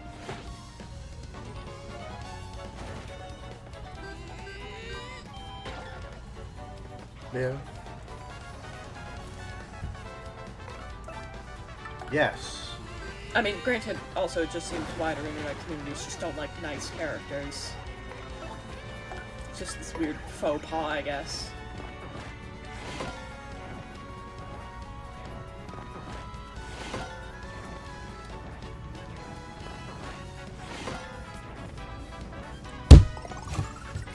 I don't know, what's It's your like- stance? Generally, do you find yourself being more of a villain guy or a hero guy? More of a villain guy or a hero guy? Yeah. I mean, I'd pivot, you know. It really depends on the context of the story. Sometimes if I'm, whether I'm, well, you don't want that. That's bad. But it's like, you know, there are some times where there are some stories where I really, really like the hero, and I think the villains are kind of lame. Guardians of the Galaxy is a fantastic example. I think all the Guardians are really cool guys. They have great characters. They're really amusing. The villain in the first movie sucks ass, and no one really... Oh, you know what- and that's not controversial at all. You know what a good example of that is? What's that? Most of Ruby. Yeah, I mean, I've talked at length about the issues I have with Ruby and certain characters, but, like, it's, yeah, I would say that I like its characters more than its I villains like for the most one part. Ruby villain. It's not even the one I cosplayed. And it's the one that died. Yeah, it's the dead one. Apparently, like, Emerald and Mercury got redeemed at some point, which to me feels... I kind of saw that bad. coming. I actually kind of saw that coming. I don't like that, though. Well, why not? Well, because I feel like the entire point with Emerald and Mercury is the reason they follow Cinder around was because she treated them with a modicum of kindness. Well, and if they stopped being treated with kindness, it would follow that it's like, you know what? Fuck this. This bitch is dumb. I feel like that's more of the writing treating Cinder worse. I definitely think that they dropped the ball a lot with Cinder. I think that she was set up to be a very interesting villain for the first 3 seasons. You know, I don't think she may not have been as fun as Roman, but she was definitely depicted as competent and interesting. Well, and that's because of the... some, maybe not like, like not like Thanos detailed, but like somewhat three-dimensional. Like there were aspects to her character, there were layers. Well, it's like of the two main villains, or I guess three if you want to count Adam. I don't. He barely Oh, matters. fuck. Like, Adam, I think, is like the worst villain. Adam's the I genuinely think, like, Adam's worse the than worst- Salem. worst- He is the worst. He's the worst for a lot of reasons. One of them being, hey, why are the writers taking a minority and making him a villain? Because he, I guess, protested too hard. It's a bad look. Like, the fact that Adam is a villain is bad. Is it bad to villainize a person who commits cold-blooded murder? I mean, I don't think that's a bad take to have at all. It's just the White Fang in general. The reason they exist is dumb. The White Fang is a dumb concept. I'm very strongly against the H bomber guy take on the White Fang personally. Which is listen. I would have preferred that they did something different with the White Fang. I don't disagree with that. I also don't think it's wrong to vilify the people who murder people to get what they want. Right. The problem is the problem with the White Fang is that they're so extreme. We would not be having this conversation if they were just regular, marginalized people. Sure. Anyway. This is the best part about the remake, by the way, is this room. So you see that there? Peep. It's got a 1 on it. You know where it takes you? Is it to chapter 1? Yeah. Wow. And you want to know what the better part is? What's that?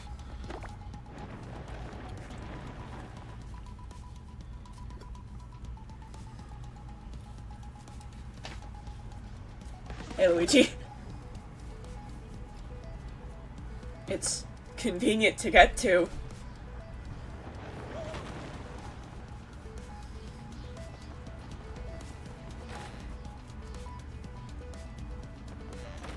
Anyway, I don't know why I went there first. That's not where the door is. So Ruby, right? Yeah. You can tell. Listen, I'm just saying. You can tell the writing staff of Ruby was extremely white.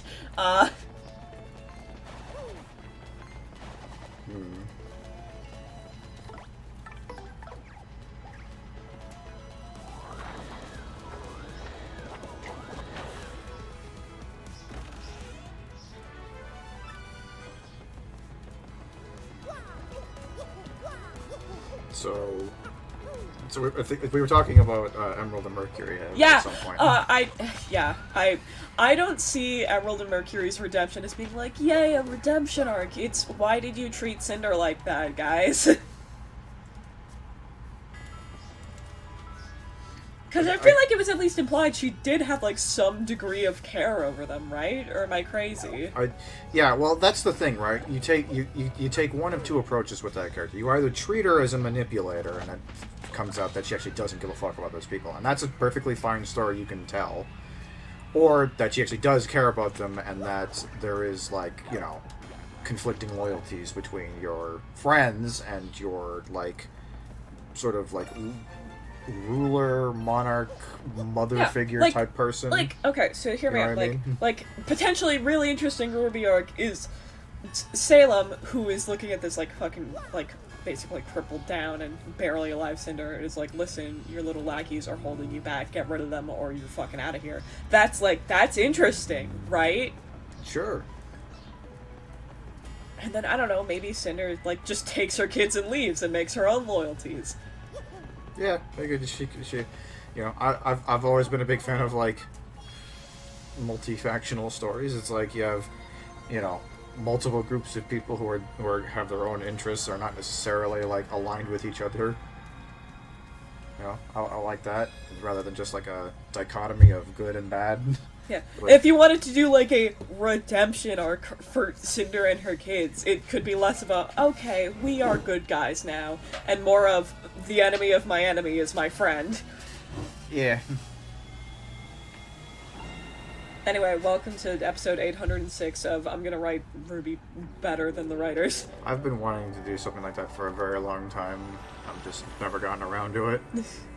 because I got all these ideas of like, well, the background that this is all drawn on is very nice, but all these scribbles in the front that these people keep calling characters and storylines, this all sucks. We need to erase a lot of this and just, redraw this. My problem with Ruby was the snap it took from a fun slice of life school comedy to big dramatic end of the universe shit. Well, to be fair, it's arguably a post-apocalyptic story in the first place. In fairness, I think the problem is that they wanted to go. I think they were planning on doing that from the beginning. The problem is that they didn't know how to balance the tone, and they never learned. I think that the direction you take is either you either keep things relatively lighthearted, or you're serious out the gate and you're more sparing with the cutesy stuff. Yeah. Like the lighthearted stuff is more of like a reprieve from the relatively serious story, as opposed to being like, now it's just one and then it's the other. Yeah. Well, like, tonal balance is important, and I feel like that's something that just so many modern writers forget. Like, I would argue both like Avatar and Teen Titans. Those are the big things that fucking ruined TV. But I would feel like they were both pretty tonally balanced very well, right? Yeah, I'd say so. But it's like, because the serious parts are the parts that stick with you, people forget that that's not all there was. Yeah. A big thing when it comes to, like, a serious storyline is that you can't just keep a joke because you like the joke and because you feel as though there should be a joke here because it has been a while since there was a funny. Yeah. That's a big problem that happens a lot, where you have to be like, you have to know when the right time is, what the right context is. Actually, speaking of Lily Orchard, we're coming full circle. Recently, she did a video on an anime called Delicious in Dungeon. And one of the things she cites as one of its biggest problems is that it has a giant tonal whiplash issue. And it's like, if only there was a way to separate these things. We could call it an episode. I like that he bobs almost exactly to the beat of his own scenes, huh? You're right. But yeah, it's like, I feel like... Because, like, the way Avatar did it right was, like, you'd usually have, like a fairly... I didn't ask you. You'd have, like, a fairly normal episode with, like, very even tone, and then maybe near the end, like, things get, like, real deep for a minute. Sure.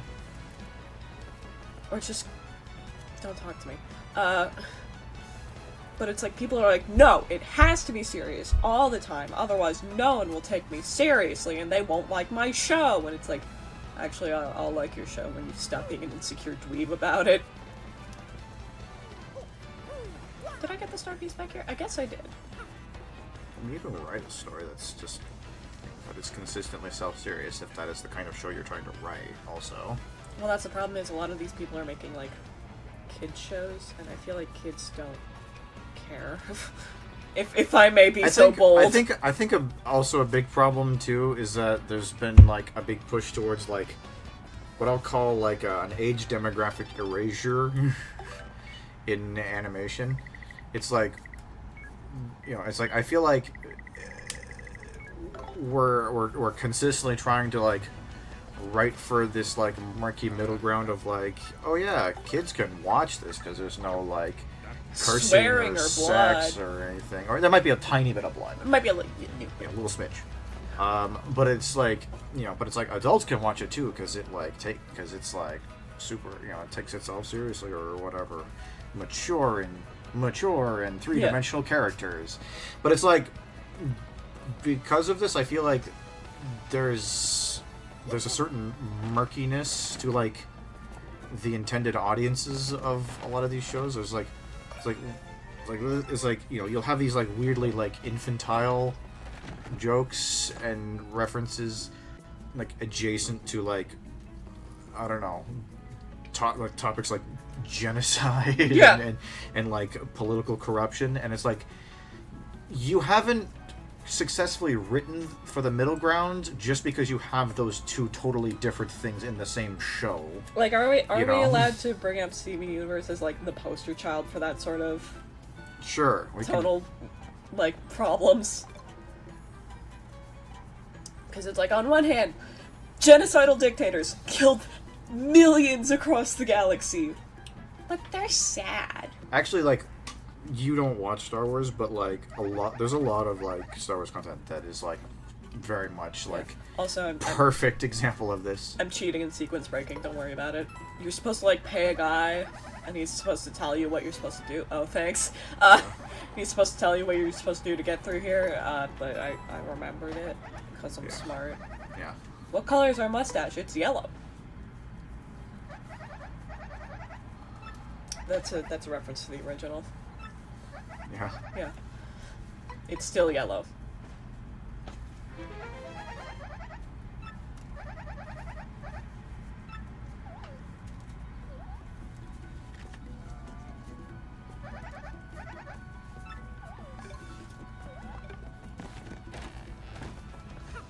But yeah, there's some like wacky shit in some Star Wars stories.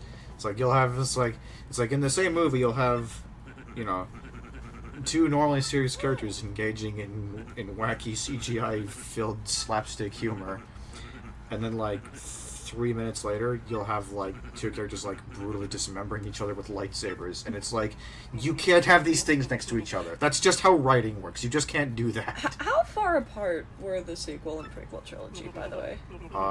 You mean like in terms of their release? Yeah.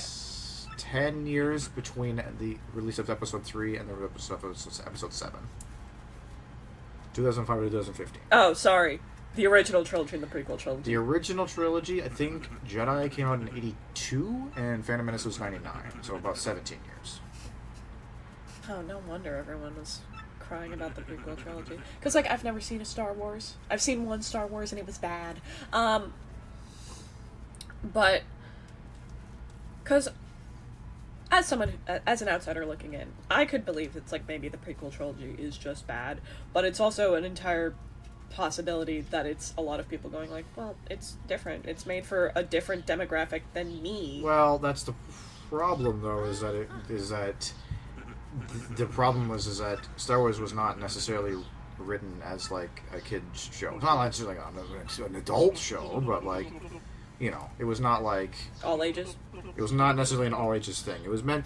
It kind of had like the same like I more so meant it was, because the way you're struggling to describe it sounds like something that would be just an all ages thing. Well, it was more like it kind of hit the same demographic as like Magic the Gathering versus Yu-Gi-Oh, kind of, if you know what I mean. Like Magic the Gathering is clearly like we're looking for like teenagers and up kind of thing mainly, whereas Yu-Gi-Oh is at least marketed towards a younger audience. Fuck you if you're an 11-year-old trying to learn how to play Yu-Gi-Oh for the first time. like most things. But anyway, like most things targeted to children, adults have come in and kind of ruined it forever. which is the whole crux of this conversation, by the way.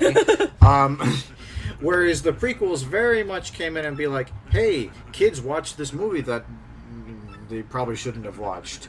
That means they're a viable market to market to. So we're going to have fucking goofy, cartoon characters and silly, wacky antics. Bajinxa. And kid characters and shit in the prequels. And it's going to be awful because we're not going to treat any of it well.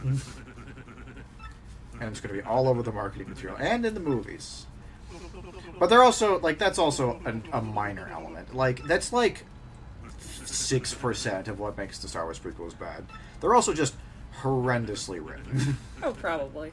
I just, like I said, I don't know, because I haven't watched. And literally, I think I've told Mom, but it's like the only Star Wars movie I'm even a little interested in watching is Episode 7. Yeah.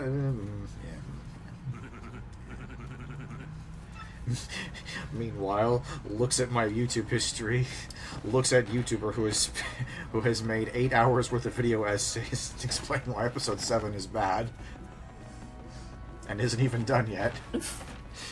Yeah. Well, see, I think the most fascinating part of episode 7 is when it came out, everyone's like, yes, this is the return to form for Star Wars. And then they made 2 bad sequels. Everyone, that's all bad. Let's throw it all out into the garbage right now. Well, that's the problem, right? The problem with episode 7, and the reason why that happened, is episode 7 is constructed in a very clever way where it is designed to read well on a first viewing. It is designed in a way that it's like it all seems all well and good the first time you just go through it without really thinking about it. But when you actually like go down and go back and you like work through like the mechanics of the story and the characters within, it actually falls apart really fast. And none of that shows up on a first viewing, but the more you think about it, the worse it gets. And people didn't think about it until the bad sequels came out, and they go like, wait, was 7 actually good? And they go, oh wait, no, actually it's not very good at all. Wasn't it a thing that it's like they traded off writers from 7 to 8? Yeah. And then they got the original back, and he was just like, what did you do? Yes, and that's part of what makes them such awful movies. They started with episode 7, not having a goddamn idea what they were going to do with 8 and 9. Didn't even bother to get, like, a contract with the same guy for the trilogy. So then the second guy comes in, Rian Johnson. Oh yeah, he's the one who ruined everything. Quite possibly one of the worst writers in Hollywood right now. I'm not even exaggerating. Comes in and he, like, literally...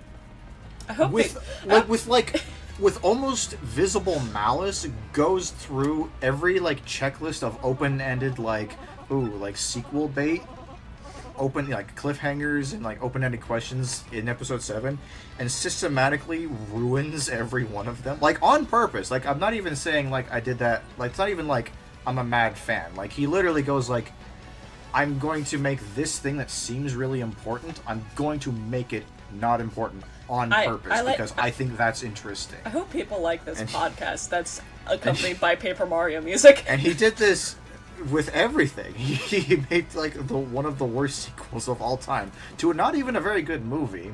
Well, wasn't and then fucking J.J. Abrams comes back in episode 9 and he spends the entire movie undoing everything. Trying to just desperately fix the fucking shit pile that got left behind for him. Yeah, and it's just like, it is the most disjointed, unhinged, uncoordinated, unplanned trilogy of films in like cinematic history. Well, wasn't another problem was they were trying to pander to the most annoying parts of the fan base possible?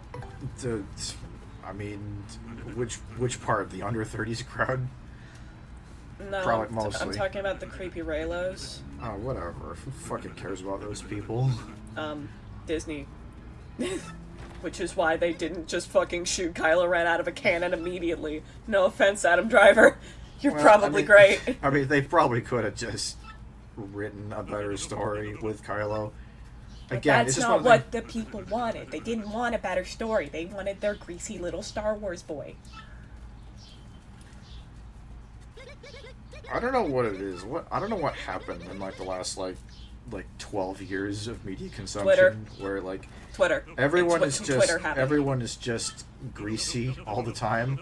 It's like you get two characters who look at each other and all they want is just fuck. And I just like, but what about good stories? I don't know how to express this to you. They were always there. They've just become obvious now because Twitter exists. And you can complain directly into a creator's ear. Twitter and Tumblr. Tumblr's not nearly as bad. Well, it can be, but yeah, no, it's literally social media has let you bend the ear. Tumblr is the place where a lot of those Twitter people you're complaining about go to when they get complained at off of Twitter, and they need somewhere to decompress. Trust me, people fucking clown on them. People clown at Tumblr too.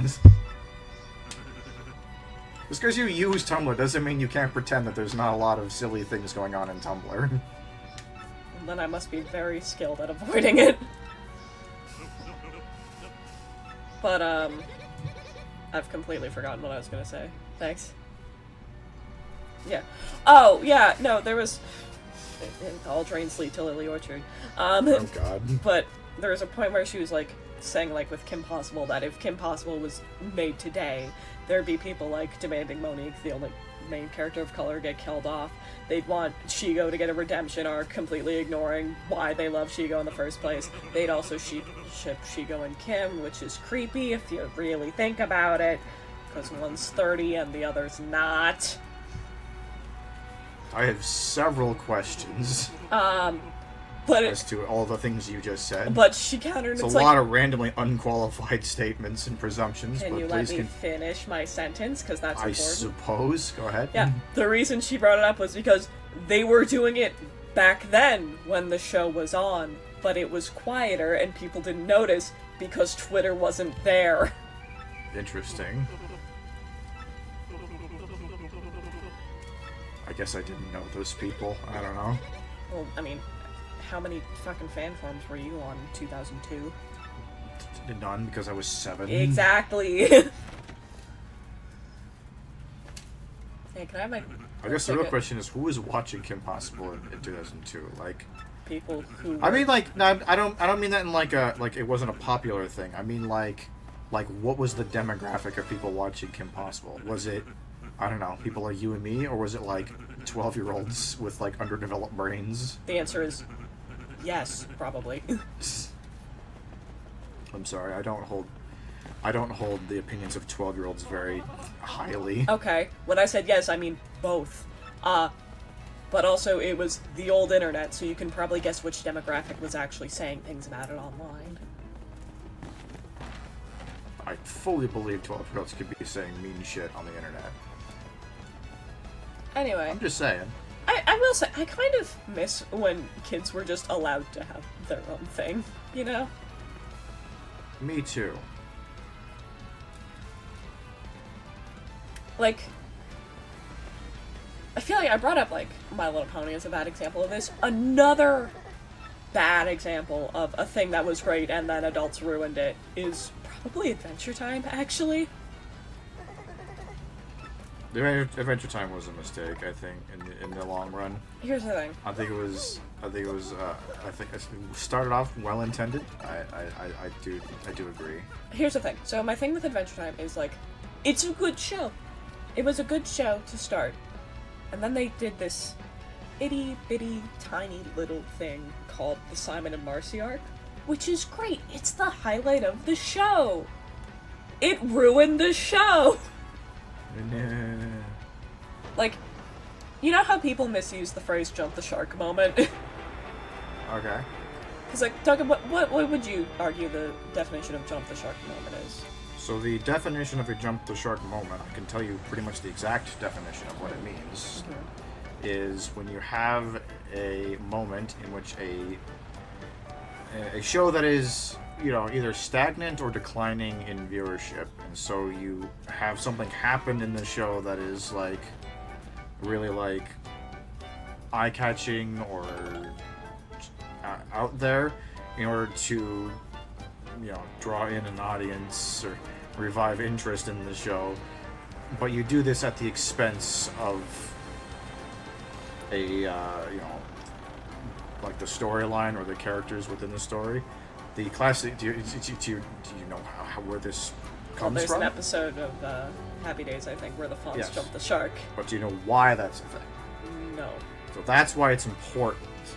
So the reason why this moment exists and why it's been codified as like a whole thing is because one of the big overarching, like, oh my god, we're so big! Oh my god. We're about to we'll crush this fighting contest. Sorry. Max. Again, we have not, like, said anything about the actual game in, like, an hour. Yeah. So one of the big overarching storylines and, like, themes throughout Happy Days, the show, was the Fonz is this, like, you know, cooler than cool guy who's, like, you know, he sometimes gets into trouble and does bad shit because he thinks it'll make him, like, popular and make him seem cool. Mm-hmm. And, like, a big part of it is that it's, like, of him is, like, maturing as a person by realizing that he doesn't have to be, like, you know, show off or do dangerous things or get in trouble with the law or things like that to be cool. He can just be secure and be himself, and that's fine, and people will accept him for that. So when you have him do something like jump a shark in a fucking Water ski. in a water ski for the explicit purpose of being cool that completely like undoes the whole point of his character arc. Right. And it ruins the show because, well, what the fuck was the point of all the rest of that when you're doing stuff like this? Right. You know? So that is the definition of a jump the shark moment and how it works mechanically. Yeah, so I've heard an alternate definition proposed, which I would like to mention in regards to Adventure Time, which is basically a climax of some kind for the show, of like, this is the high point, it's all downhill from here. I don't like that definition much, but go ahead. Well, if we follow that definition, I believe the Simon and Marcy arc was Adventure Time's jump the shark moment. Because then it went from a very stupid show for stoners to a show that adults would ruin. Because it had one really serious arc. And then the writers went, it was popular. Let's just keep doing that. And then the show got really fucking boring. There's probably another term that describes what you were talking about more accurately. Probably, but it's like, you know what I'm like trying to describe. I get what you're trying to get at, but jumping the shark does have its own, internally consistent definition. Anyway. Yes, I definitely think that that did present a problem with Adventure Time. It could have been a lot. I liked it just fine because when it first started, because it was just fun. It was a fun show. And it had an appeal that wasn't necessarily like exclusively childish in nature. Yeah. It had a childlike sense to it, but it wasn't childish. Yeah. Like WALL-E is a fantastic example of a movie that has a childlike aspect to it, a childlike cuteness or charm to it, but it is not a children's movie necessarily. Well, I would argue that's one of the things that can help categorize all ages media, right? True all ages media.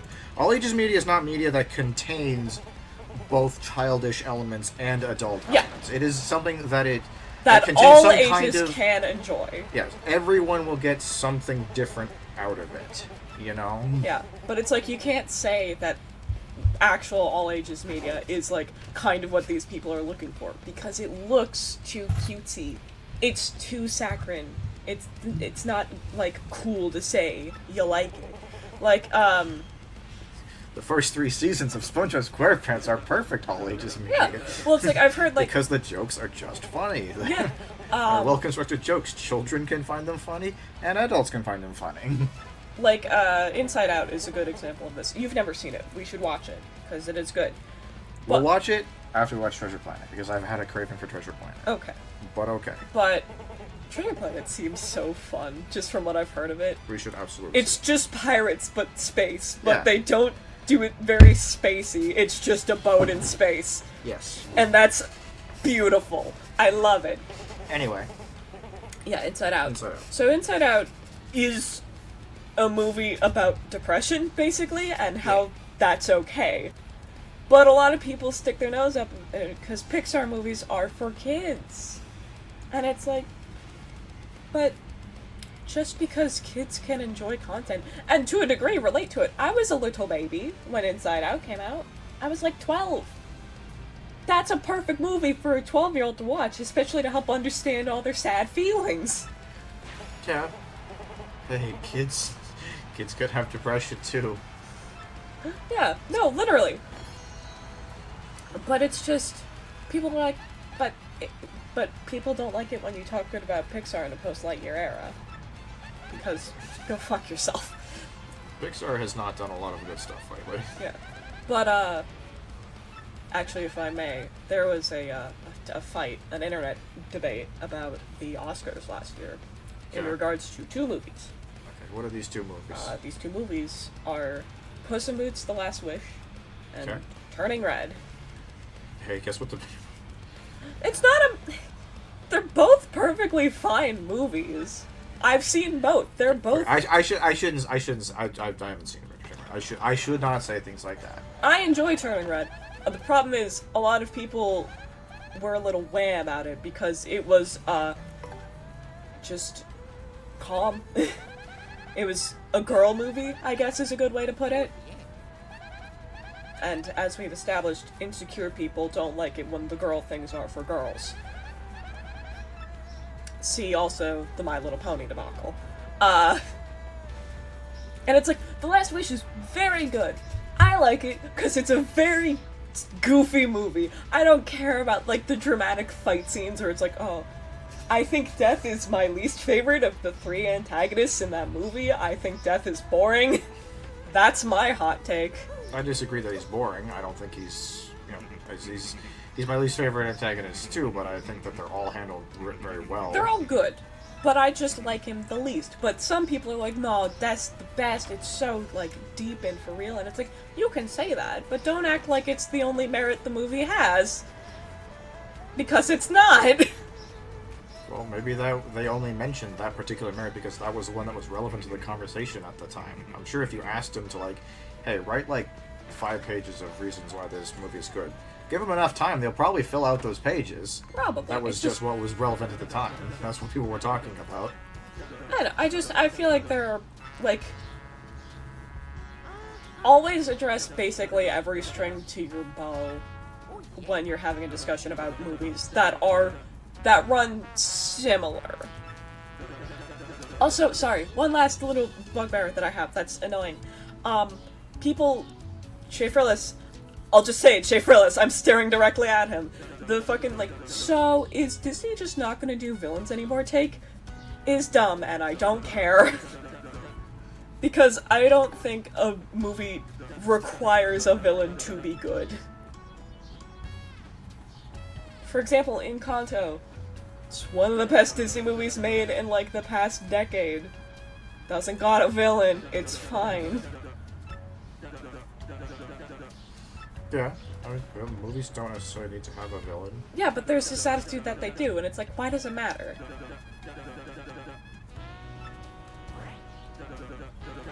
And sometimes... I mean, yeah, I guess the only thing I could say about that is it's like, I guess Disney is well known for their iconic films. I guess, but it's also... So it's, it's an interesting shift. Yeah, and what else? What was the last, like, big Disney one? Gotham? That depends. Are we counting... We're not counting Pixar. I was gonna say, are we counting Magic Man from that movie that came out recently that no one watched? Oh, Wish? Yeah, Wish. God, I don't know. The most contrived fucking villain in the history of cinema. Look, a hot dog! It's like, not only is his motivation ass and a half, he's also under mind control, so he's not even a real villain. Hooray! Yo, okay, so you know when I had that flu a few months ago that, like, literally knocked me out for 2 days straight? Sure. Basically, whenever I looped into consciousness, I just played a random video and then slept through it because I just couldn't fucking handle it. I think at some point I went to, like, an autoplay, and so for, like, 20 minutes straight, I was stuck in basically a state of sleep paralysis where I just heard someone complaining about something in Wish. And let me tell you, that is not a state I would ever recommend anyone to be in. Because it's like, hearing criticism that your brain can barely hold on to and is barely registering is hell. Because it's like, I don't even know what we're talking about, stop complaining. It's nothing against the video, it's probably perfectly fine. Yeah. But it's like, my brain just could not handle it. Yeah, my understanding of, like, the basic plot of Wish Is that it's like... there's a festival once a year where they grant someone's wish and the main character is mad that it's just one, I think? Well, and I think, okay, so I think that what happens is that it's like, so it's like people can make these wishes, and Yes. for some reason when they make these wishes, they, like, forget about them unless they're granted, basically. That's stupid. And they have this wizard guy who's like, I don't know, like the boss or whatever, and he decides what wishes get granted and what wishes don't. And he doesn't grant the overwhelming majority of them because, just granting every wish as they come It's bad. is bad because some people wish for awful things like genocide. Yeah. Some people wish for terrible things, and some people wish for things that seem nice but can create huge logistical problems. Also, sorry, just a pause real quick. I feel like we need to acknowledge Grubba's character design. He's so stupid. I love him. Look at his little dino arms. Yeah, he's a good looking. I mean, he's just Tubba Blubba, but small and with a hat, but and glasses. And glasses, 6 shades. Yeah. But it's such a good design. I love him. Anyway, basically the protagonist is like mad at him for not granting wishes. I guess she's she's mad because like her whatever her grandpa or something didn't get his wish granted. Oh. And then he gets basically like pissed off because he just like thinks everyone's like really ungrateful for like basically preventing like the world from falling apart due to wishes. I will say, before the movie released and like the villain song came out, everyone was trash talking it on TikTok. I haven't heard the whole thing, but like the little TikTok snippet people were using, it's like I kind of liked it. It was kind of a bop. Yeah, I think the problem isn't the song itself. I think the problem is that contextually, it's like it's dumb. It's not a good villain song. Yeah, it's like he's like it's a dumb. It's dumb story wise. Yeah. You know, people keep complaining. Yeah. About... So basically, the idea was that it's just like he became a villain for like no reason, essentially. People were like, Disney twist villains are so bad. Which, first of all, by and large, they're not. You just need to get over yourself. But that would have been a great movie to have a twist villain in, actually. Make the protagonist a twist villain. Yeah, no, that people would be talking about for the rest of their lives because they love villains, love them. And then like the whole lesson is that it's like the main guy with the hero was like he was right the whole time. Hello. Are you?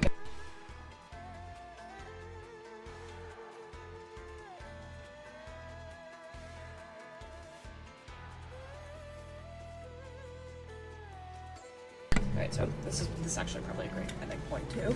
And the thing is, you don't even have to have a thing where like, I don't know, she gets like defeated in like an explodey laser fight. Like you could just be like, have her learn a lesson, be like, oh, yeah, it turns out, you know, great power, great responsibility, all that good stuff. Things we learned back in the 60s. Yes. And then it's like, yeah, we'll just put things back to normal. And like, I don't know, maybe we'll be a little bit more open-minded to certain wishes, but we'll also respect the fact that sometimes you don't always get what you want. Anyway, we can do both of those things. I hope people enjoy our podcast. Yeah, well, listen, fucking every video that we do together turns into cartoons and writing podcast, you know? Sooner or later. Tune in next time where we start a great career in the Glitz Pit, because that happened. We didn't fucking say anything about it, but that's... Yeah, maybe next episode we'll talk about the game we're playing more. Please. Also, we'll have to do the next episode kind of soon because we can't save. But I gotta go. Well, so. We'll figure it out. Bye-bye. Bye.